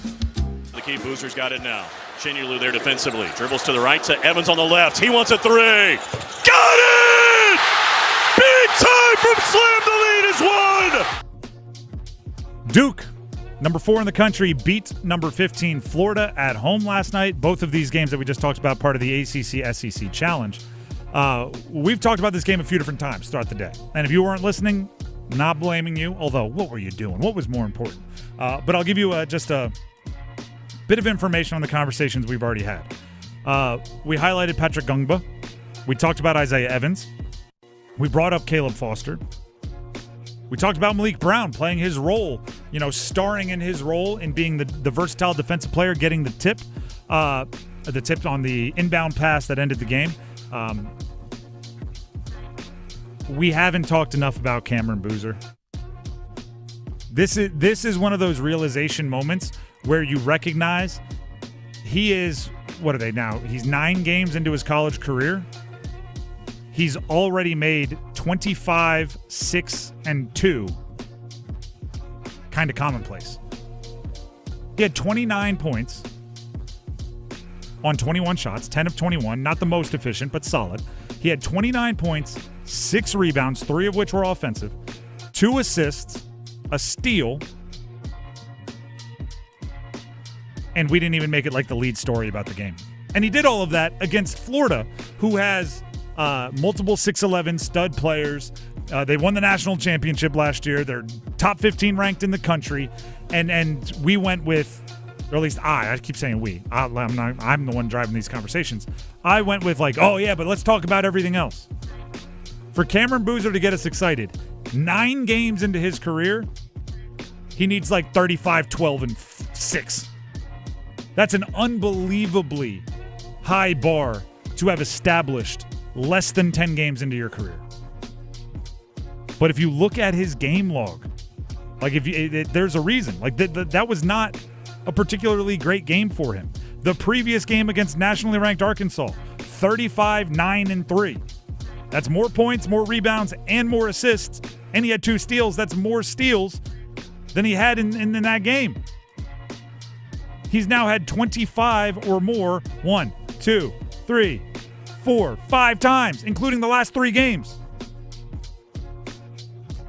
The statistical dominance of Cameron Boozer, if he can keep up any semblance of this, he's putting together, again, statistically, you got to win a certain amount of games. You have to do it in the ACC. You have to do it in the ACC tournament. You have to do it in the NCAA tournament, and you grab some hardware to really vault yourself up in the all-time rankings. But statistically, it might be the most impressive 9-game start to a career we've seen in a long time. I don't know if Pete Maravich scored 7,000 points in his first 9 games, but the dude is averaging a ton of points, a ton of rebounds, and a lot of assists. Pretty crazy. Duke won, came down to the wire. You heard the highlight. Isaiah Evans hit the shot that ended up being the difference. Big shot for him, but yeah, he's a shooter. That's what he does. Even on an off night, he's confident to take that shot. That's number 2. Let's get to number 1. Finds Williams again straight away. Couple of pounds left and defers to McNeil. Jabs right, wraps it back to Williams. Backdoor feed, catch. Lubin jams it down. Threads the needle, does Williams. 15-5 Pack lead. The ACC-SEC Challenge will continue tonight, and the local team involved, NC State at number 20 Auburn, as well as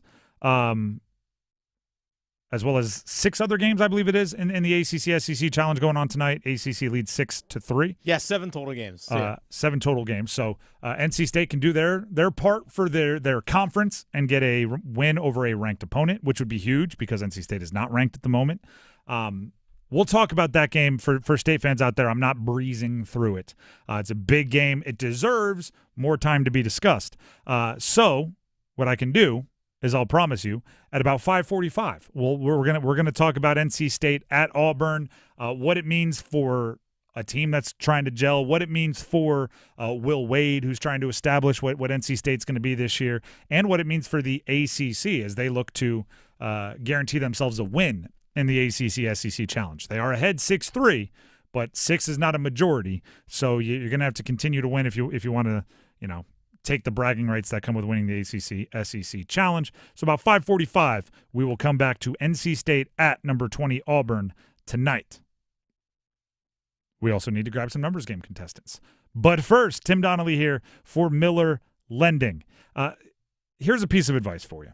And Gordon Miller and Miller Lending, they've been telling you this for a while. Stop buying down rates that you won't keep for more than a handful or a few years.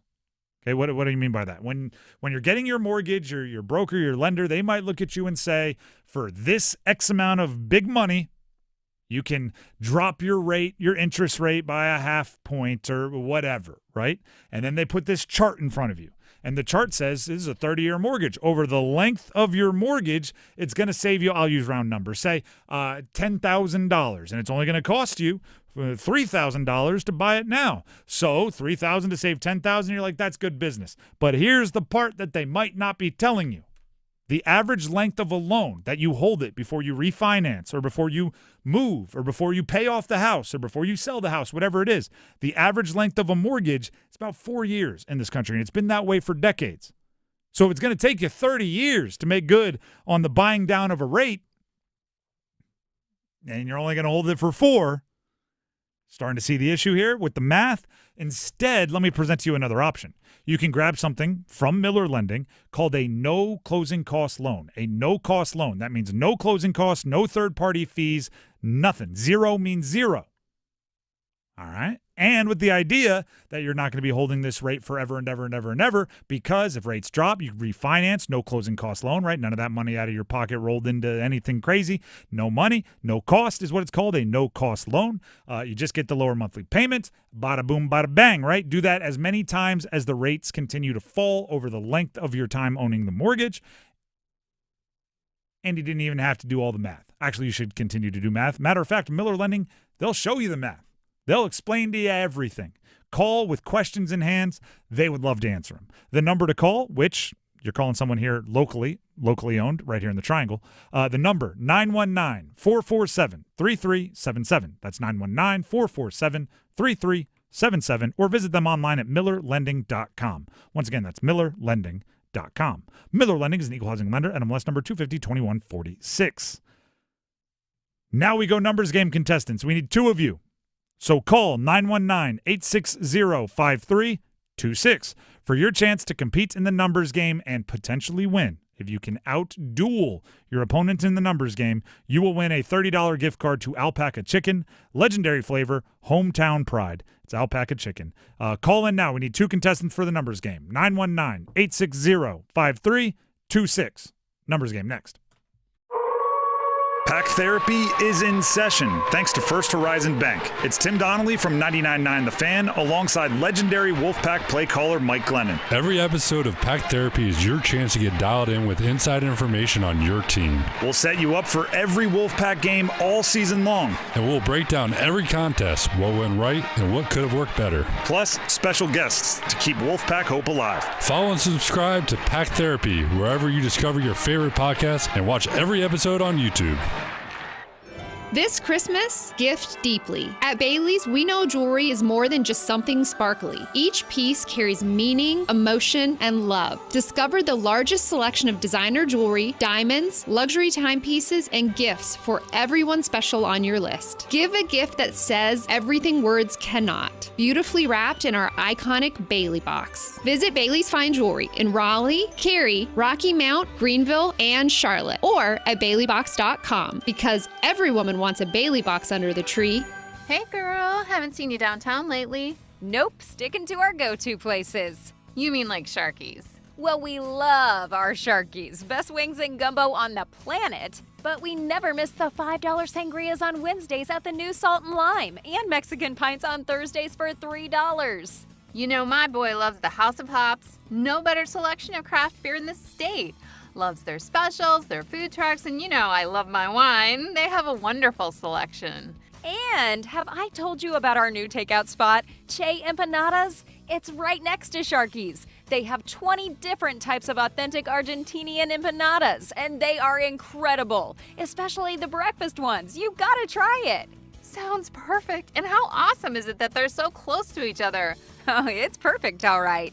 Give them a try. Che Empanadas, House of Hops, Salt and Lime, and Sharky's. Just a hop, skip, and a jump from each other off Durham Road, Glenwood, and Grove Barton. If you or anyone you care about is facing a family legal matter, call Cordell and Cordell today at 1-855-GET-LEGAL or visit CordellCordell.com to schedule your consultation. There's a lot on the line in divorce. This is Joe Cordell of Cordell & Cordell, the largest family law firm in the country, with over 35 years of helping clients navigate divorce. But being big doesn't mean less personal or less local. Our attorneys live and work in your community, and as neighbors, they understand the challenges your families face. Divorce touches all areas of your life: your home, savings, retirement, and of course, kids. So when you find yourself facing divorce, you need a partner you can count on. Visit CordellCordell.com to schedule your consultation. If you or anyone you care about is facing divorce, contact Cordell and Cordell today. With over 100,000 clients served, we understand the challenges you're facing on a personal level. Call Cordell and Cordell today at 1-855-GET-LEGAL. That's 1-855-GET-LEGAL. Joseph Cordell, licensed in Missouri and Illinois. CordellCordell.com.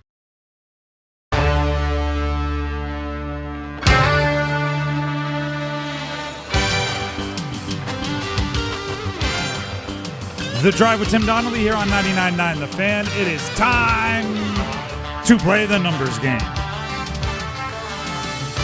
We have Dave in Fuquay Arena. We have Cameron in Raleigh on the line.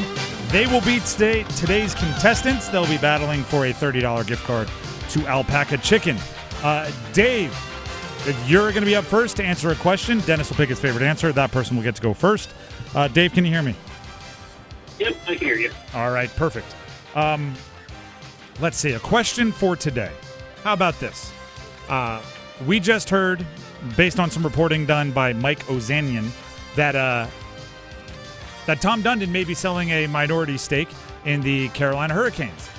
If you could buy, right, you got the cash to buy exactly 20%. You're not going to be able to make the calls. You're not going to be the leader, but you're going to be involved. You're going to be a part owner of any professional sports franchise in the world. Which one are you picking? Green Bay Packers, because you can't own them. That'd be pretty awesome to own 20% of the Packers.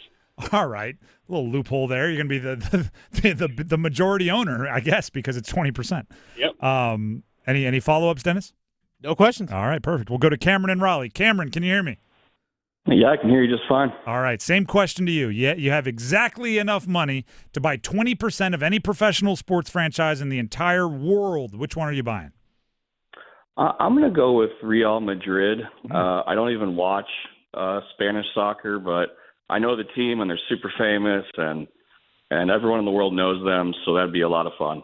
All right, so we have Dave in Fuquay Arena going with the Packers, which is, I guess he's buying out a bunch of regular people's shareholders. Yeah. And Cameron and Raleigh went with, I don't know, Spanish soccer seems cool. Real Madrid. Which one are you rolling with? I mean, the return on investment, though, long term might be Real Madrid.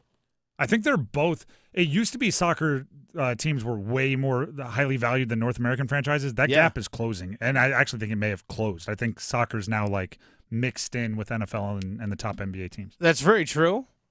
But at the same time, be kind of cool. Oh, no, absolutely. They'd both be cool. They'd both be cool. I'm going to go the Green Bay Packers on this one for the simple fact that you can't own 20% of the Packers. I guess there might be some people that do. I'm not entirely sure. I don't know the share. I don't know the structure. It's funny. People buy like a share of the team. Like, no, you're not. You're buying a piece of paper. Piece of paper to frame on the wall. Yep, that's all it is. But I'll also say this. If you had to own a team, if you were going to be spending a lot of time going to games and things, Green Bay, Wisconsin, wherever Real Madrid is. In Madrid? What'd I say? Is it in Madrid? Yeah, that makes sense. Hey, imagine that. Is it Raleigh in Madrid? Yeah, Madrid seems like it might be a better place to jet off to and hang out for a little bit. Anyway, you pick the Packers. I'll take Packers. David and Fuquay. So would I. Good answers, Football. Let's go. Dave and Fuquay Verena gets to go first. Cameron and Raleigh, don't worry, you'll have your chance. Just have to sit on hold for a second. Dave, are you ready to pick a category? Yep. All right. The categories are NFL holiday names, players whose names are associated with the holidays in some way. NFL early December birthdays, NBA players made in Canada, all Canadian players, or NHL hurricanes throughout history. Let's do NFL holiday names. All right. All of these players have some kind of way their name relates to the holidays. I will give you the team and the player. Give me the jersey number as quickly as you can. 30 seconds on the clock. One pass if you need it. Any questions before we get started? Nope. All right. Your time will start when you hear the horn. Jimmy Clausen, Carolina Panthers. 3. Incorrect. D. Winters, San Francisco 49ers. 52. Incorrect. Jimmy Clausen, Carolina Panthers. 7. Incorrect. D. Winters, San Francisco 49ers. 54. Incorrect. Jimmy Clausen, Carolina Panthers. 2. Correct. Emmanuel Sanders, Denver Broncos. 17. Incorrect. D. Winters, San Francisco 49ers. 56. Incorrect. 19. Yeah, this is a brutal beat for you. So you got Jimmy Clausen with 2. Congratulations, you avoided the shutout. D. Winters with the Niners, you guessed 52 first and 54 second. So what do you think we were looking for? 53. You're exactly right. Emmanuel Sanders, we were looking for number 10 with the Denver Broncos. So you got the 1. You avoided the shutout. Still alive. Stay on the line. We'll see if it holds up. That brings us to Cameron and Raleigh. Cameron, are you ready to pick a category? Yes, sir. All right. We have NFL players with early December birthdays, NBA players made in Canada, meaning all Canadians, or NHL hurricanes throughout history. Let's do NHL hurricanes throughout history. All right. I will give you the team and the player. Give me the jersey number as quickly as you can. There will be 30 seconds on the clock. I will say the team in this category, even though we know the team in this category, just to keep it fair timing-wise with the other contestant. You do need at least 2 for the win. Any questions before we get started? No. All right. 1 second here. All right. As I said, you need at least 2 for the win, and your time will start when you hear the horn. Frederick Anderson, Carolina Hurricanes. 31. Correct. Jordan Stahl, Carolina Hurricanes. 11. Correct. Alexei Ponikarovsky, Carolina Hurricanes. 37. Incorrect. Casey Borer, Carolina Hurricanes. 53. Correct. Andrei Loktionov, Carolina Hurricanes. 48. Incorrect. Alexei Ponikarovsky, Carolina Hurricanes. 29. Incorrect. Andrei Loktionov, Carolina Hurricanes. 52. Incorrect. Alexei Ponikarovsky, Carolina Hurricanes. 27. Incorrect. If you were going to make me say 2 names over and over and over again, it couldn't have been Stahl and Anderson. It had to be Ponikarovsky, which we were looking for number 23, by the way, or Loktionov, which we were looking for number 8. And Borer, 53. Anderson, 31. Stahl, 11 for those of you playing at home. But congratulations, you are the winner, nonetheless. Awesome. $30 gift card to Alpaca Chicken. Congratulations on that. All you have to do is stay on the line and make sure Dennis gets the info he needs. Awesome. Thank you. Thank you as well. By the way, if you had to keep saying Anderson and Stahl, I would have been very concerned about Cameron's chances of winning this. That's a fair point. Yeah. That's a fair point. Although, it happens.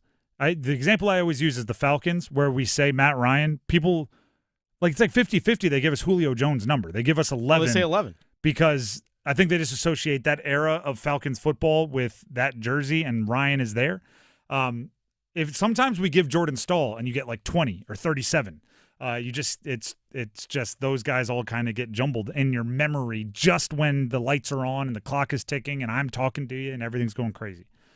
But you're right. I mean, it shouldn't take you more than one shot to get Anderson or Stahl if you're picking the Hurricanes throughout history as your category. I completely understand that. Either way, the Drive with Tim Donnelly here on 99.9 The Fan. Tim Donnelly here for Mainer Service Company. Heating, cooling, plumbing, electrical. Mainer Service Company, they do it all.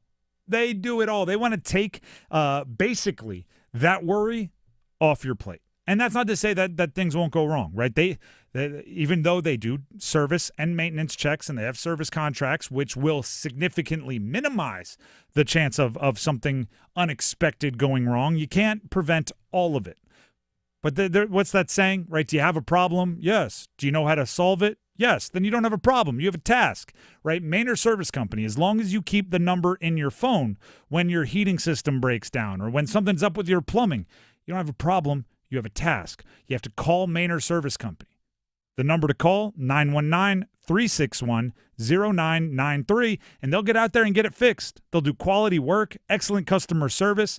They'll be respectful of your home, right? Because when you're bringing somebody into your house to fix something like plumbing, right, they're going to be walking around. They're going to be seeing your family pictures on the wall, right? You want somebody that's respectful and a part of your community. That's exactly what Mainer Service Company focuses on, in addition to the quality work and craftsmanship and knowledge that the technicians bring. So keep the number in your phone, 919-361-0993. Give them a call to set up a maintenance schedule that could prevent the big problems, or keep that number saved for if and or when those big problems pop up. 919-361-0993. You can also visit them online, MainerServices.com, MAYNOR Services.com. When we come back, NC State at Auburn, men's basketball tonight, another opportunity for the ACC to make a statement. Stick around. To 15-year-old Harper, buying an $80 vintage rock t-shirt is a great investment. To Harper's mom, this logic has a few holes in it. So she helped Harper open a Wells Fargo Clear Access banking account. With no overdraft fees and tools to track spending, Harper's learning, one heavy metal tee at a time. However you make money work, Wells Fargo can work with that. Terms apply. Visit wellsfargo.com/deposit disclosures for fees and details. Hey, folks, it's Dennis Cox from 99.9 The Fan, from my friends over at Raleigh Weight Loss Center. I've been with the program at Raleigh Weight Loss Center for 4 months, and I've lost 42 pounds. But most importantly, I've maintained that weight that I've lost as well.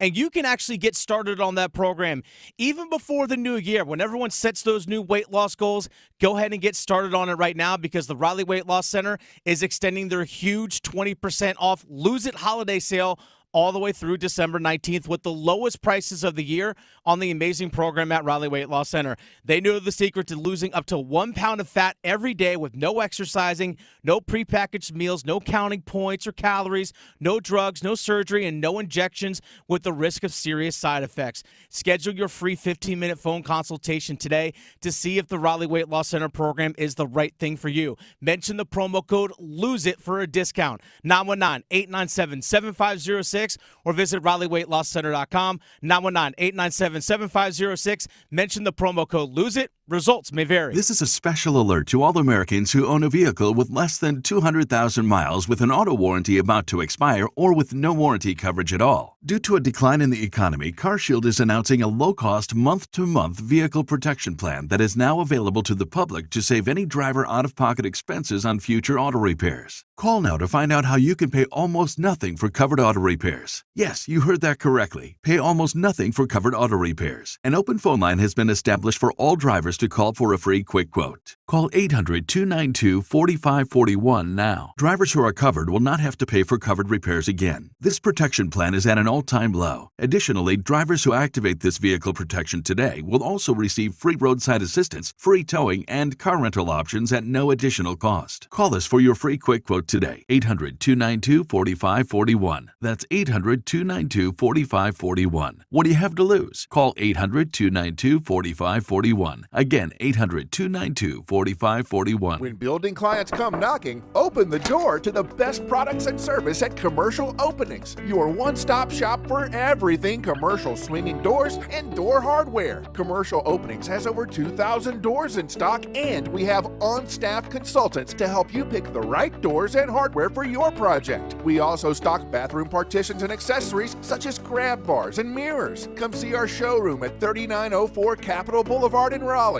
or see our impressive inventory at commercialopenings.com.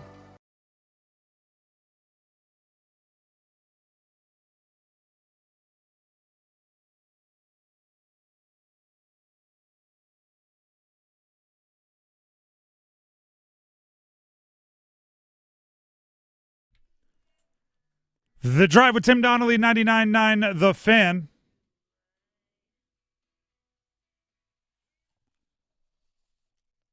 We are in a different kind of sports season on 99.9 The Fan. We're about to be, at least. It's the giving season. So once again, we're going to be back with our station tradition. We call it the 10 Days of Canesmas. Yes! Presented by Hardee's and Surfside Vodka this year. Starting December 8th. It's the 3rd now, so you can do the math. Starting December 8th. That's this Monday. That is. See, that's why you do the math. We celebrate our connection to our hometown hockey team by one of our favorite things, giving you stuff. Let's stuff your stocking starting on Monday. If I would have kept reading, I would have seen Monday. I would have gotten there without having to do the math. Let's stuff your stocking this Monday as we drop the puck on the 10 Days of Canesmas. And there's some really cool potential Canesmas gifts. I'm just going to let that be known. I've seen some of them. You're going to want to be paying attention. That all starts on Monday. And whoever wrote the script that I have to read from then wrote ho, ho, ho, ho, ho, ho, ho, ho. That's a lot of hoes. Ho, ho, ho, ho, ho, ho. Hey, easy there. Ho, ho. I'm just reading what they write. Hey, that's a good point. Can't get, that's not on me. I'm like Ron Burgundy. You put a question mark on there, I'm Ron Burgundy. That's what I do. The Drive with Tim Donnelly, 99.9 The Fan. And tonight, the ACC does what the ACC does. That's put together great basketball. The ACC-SEC Challenge continues tonight, and I'm squarely looking at 4 games, okay? Yesterday, the first night of the ACC-SEC Challenge, there were 5 ranked teams playing. Okay, Duke was playing Florida, number 4, number 15. ACC won that game. Number 13, Tennessee was playing. They were playing unranked Syracuse. The ACC won that game. Syracuse pulled off the upset. And number 16, North Carolina was playing number 18, Kentucky. The ACC won that game with North Carolina beating Kentucky. So not only did in the first 9 games, the ACC came out ahead 6-3, the SEC has not had a ranked team win a game against the ACC as of yet, despite the fact that they had 3 play last night and the ACC only had 2. Take that. So looking at tonight, once again, the SEC will come in with more ranked teams. They have number 25 Arkansas hosting number 6 Louisville. So Louisville will be favored in that one, and hopefully they can pull it off. Clemson will be visiting number 12 Alabama. Need Clemson to bring their work boots. There's SMU visiting number 17 Vanderbilt. Let's go Mustangs. You're still a new guy around here, but we're rooting for you. And NC State, who is currently unranked, despite the fact that they have gotten as high as 23 this year. They are going on the road to number 20 Auburn. For the sake of the ACC's reputation, a dominant victory in the ACC-SEC Challenge would go a long way. When you start arguing during tournament time that you should have 7, 8, 9 teams in, it's very good to say you can't put more SEC teams in because we know, based on results, the ACC is better. It's actually why it was very difficult to argue that more ACC teams should be in last year, because it was like they lost the ACC-SEC Challenge 14-2. How can you turn around and say you deserve to have a bunch more teams or even close to the amount of teams that the SEC had? So, finish the job.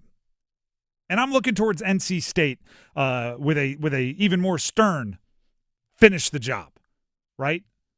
Get another win over a ranked SEC opponent for your conference and for yourself. I think this is one of those pivot points that you look at in a season. Or I always talk. This is.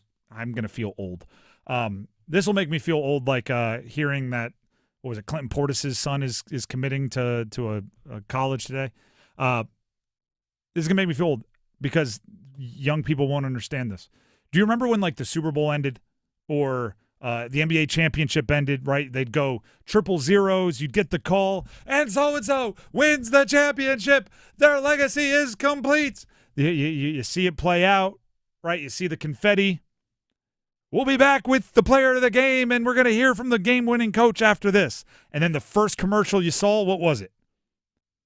Do you want the commemorative DVD and VHS of the story of how Team X won their championship? The Sports Illustrated. Yeah. It was, and it comes with a commemorative medal and a fleece that you can wear. It's like, all right, yeah, very well played. And that DVD always had like the turning points, the big moments. I look at a season and I'm looking for those turning points, right? Which one would have been a chapter in the DVD? Which one, if you got the commemorative DVD at the end of a championship season, would you look at and go, they didn't know it, but a early non-conference game at number 20 Auburn is where their season turned in a big way. And then they play the highlights, right? I think this is one of those moments for State, good or bad, right? Maui, they played in the Maui Invitational, not great. Lost to Seton Hall, lost to Texas, struggled in a win over Boise. Not great. But the good news about playing in the Maui Invitational, you can kind of put it in a box, right? You can say like, yeah, but jet lag, weird times, small gym, strange opponents. That's weird. Playing well in this game maybe justifies that a little bit, right? Okay, yeah, that was weird. That wasn't us. That's just, we were too hopped up on hula dancing and Mai Tais, and then surf, and the Hawaiian sun got us, whatever you want to say. So this is an opportunity for, and I said this earlier, Will Wade as a coach to show I make adjustments. I know my team is talented. I see them struggle. I can identify the problem, not just the symptoms. I can identify the cause. I can treat the cause and have them play better quickly. Right? I'll go through again the theory that I have for modern college basketball. I'll expand on it a little bit. I believe modern college basketball is the toughest basketball to coach. Okay? If you're a high school basketball coach, it's all on court. Right? It's all scheming and X's and O's. You get the players and you just have to figure it out. College, you have to fundraise, you have to recruit, and you have to coach. Right? You have to do all three of those things. You have to fundraise, you have to recruit, and do the scheming. In the NBA, you might be involved in personnel, so recruiting kind of, and scheming, but you're not fundraising, right? Then you got an owner and your tickets and everything. Yeah, you don't have to worry about any of that stuff. So college is where you have the most things to do. Oh, yeah. Will Wade at NC State has proven he can fundraise, and he's proven he can recruit. And he did that in very short order since taking over for NC State. The thing he hasn't proven in Raleigh, he's proved it at McNeese, he proved it at LSU, he proved it at these other places, is that he can do the on-court scheming and adjustments and coaching. If they play significantly better tonight on the road at a nationally ranked team like Auburn, they play significantly better than they did against Texas, than they did against Boise, than they did against Seton Hall, that is a coaching flex. That is, I watched what we did at Maui. I tweaked some things. I had a message for the coaching staff. I had a message for the players. They heeded that message, imparted what I wanted them to impart into our game, and we played much better. That's where you have the trifecta. And that's, where State fans can really get excited about this season. I think they have talent on their roster. That's the recruiting, right? I think they've done a lot of the groundwork, but now you have to, start polishing. And a big part of that, I think, right, after watching their games out in Maui, if I were to talk to anybody one-on-one, if I were Will Wade and I, finish my team film session and I go, hey, hold back, I want to talk to you, to one person, it's Darian Williams. And I'm giving him a little bit of the Ted Lasso. Did you watch Ted Lasso? Absolutely. The part where, spoiler alert, if you haven't watched like the most popular show of 4 years ago, when Jamie Tart is almost being too selfless, and they all start flipping him the bird to tell him to like go be a jerk and go score. I almost want to give Darian Williams that. I want to say, all right, I know you're trying to fit in. I know you want everybody involved. Go score 30, right? Like go score goals, right? Don't worry about everybody not liking you. We all like you. Now go score. He can't have 10 points in a game that you score 97 like he did against Texas. He should have 20 tonight against Auburn. And we'll discuss it tomorrow on if we're pleased with the production or not. But I do want to look at him and flip him the bird lovingly, right? Ted Lasso, they pull that stuff off. Flip him the bird lovingly to say, go score a bunch of points. The Drive with Tim Donnelly, 99.9 The Fan. We have Overdrive coming up next here on The Fan. We're going to talk more college basketball right at the top, reacting to Duke and UNC's wins in the ACC SEC Challenge tomorrow. Let's please have a dominant ACC night tonight that we can talk about tomorrow. See you then. Move your sports day forward. You know the story of A Christmas Carol, the ghosts of past, present, and yet to come. We can tie it a bit to the Panthers season, the past, innocence by fans, big expectations, new faces, the present, a roller coaster ride of Bryce is our guy, or maybe not. Only the yet to come could be different than the Christmas tale. Unlike Scrooge, we actually care about December games. Get set up. Join Next Up with Paul Ihander. Mornings at 9 on 99.9 The Fan, the Triangle Sports Leader. It's bow time. 'Tis the season for food and family, but thanks to Bojangles, you don't have to spend hours in the kitchen when loved ones come home for the holidays. Set down the spatula and put away the mixing bowls, because this holiday season, Bojangles is ready to help you celebrate with all your family favorites like Chicken Supreme, Cajun Filet Biscuits, or a big bow box of hand-breaded chicken, scratch-made biscuits, and fixins for the whole family. We'll make the food so you can focus on making memories. Head to Bojangles and gift yourself a taste of home. It's bow time. If it's ho-ho-ho time, it's Bo-Bo-Bo time. Time to order a party-sized platter of that bodacious Bojangles flavor before your next holiday celebration. Choose a Bojangles Supremes platter and get 50 whole breast tenderloin fillets. Or go with a Bojangles dessert platter and get 2 dozen Bo-Berry biscuits, 2 dozen cinnamon twists, or 1 dozen of each. It's a platter full of Bo-liciousness. And don't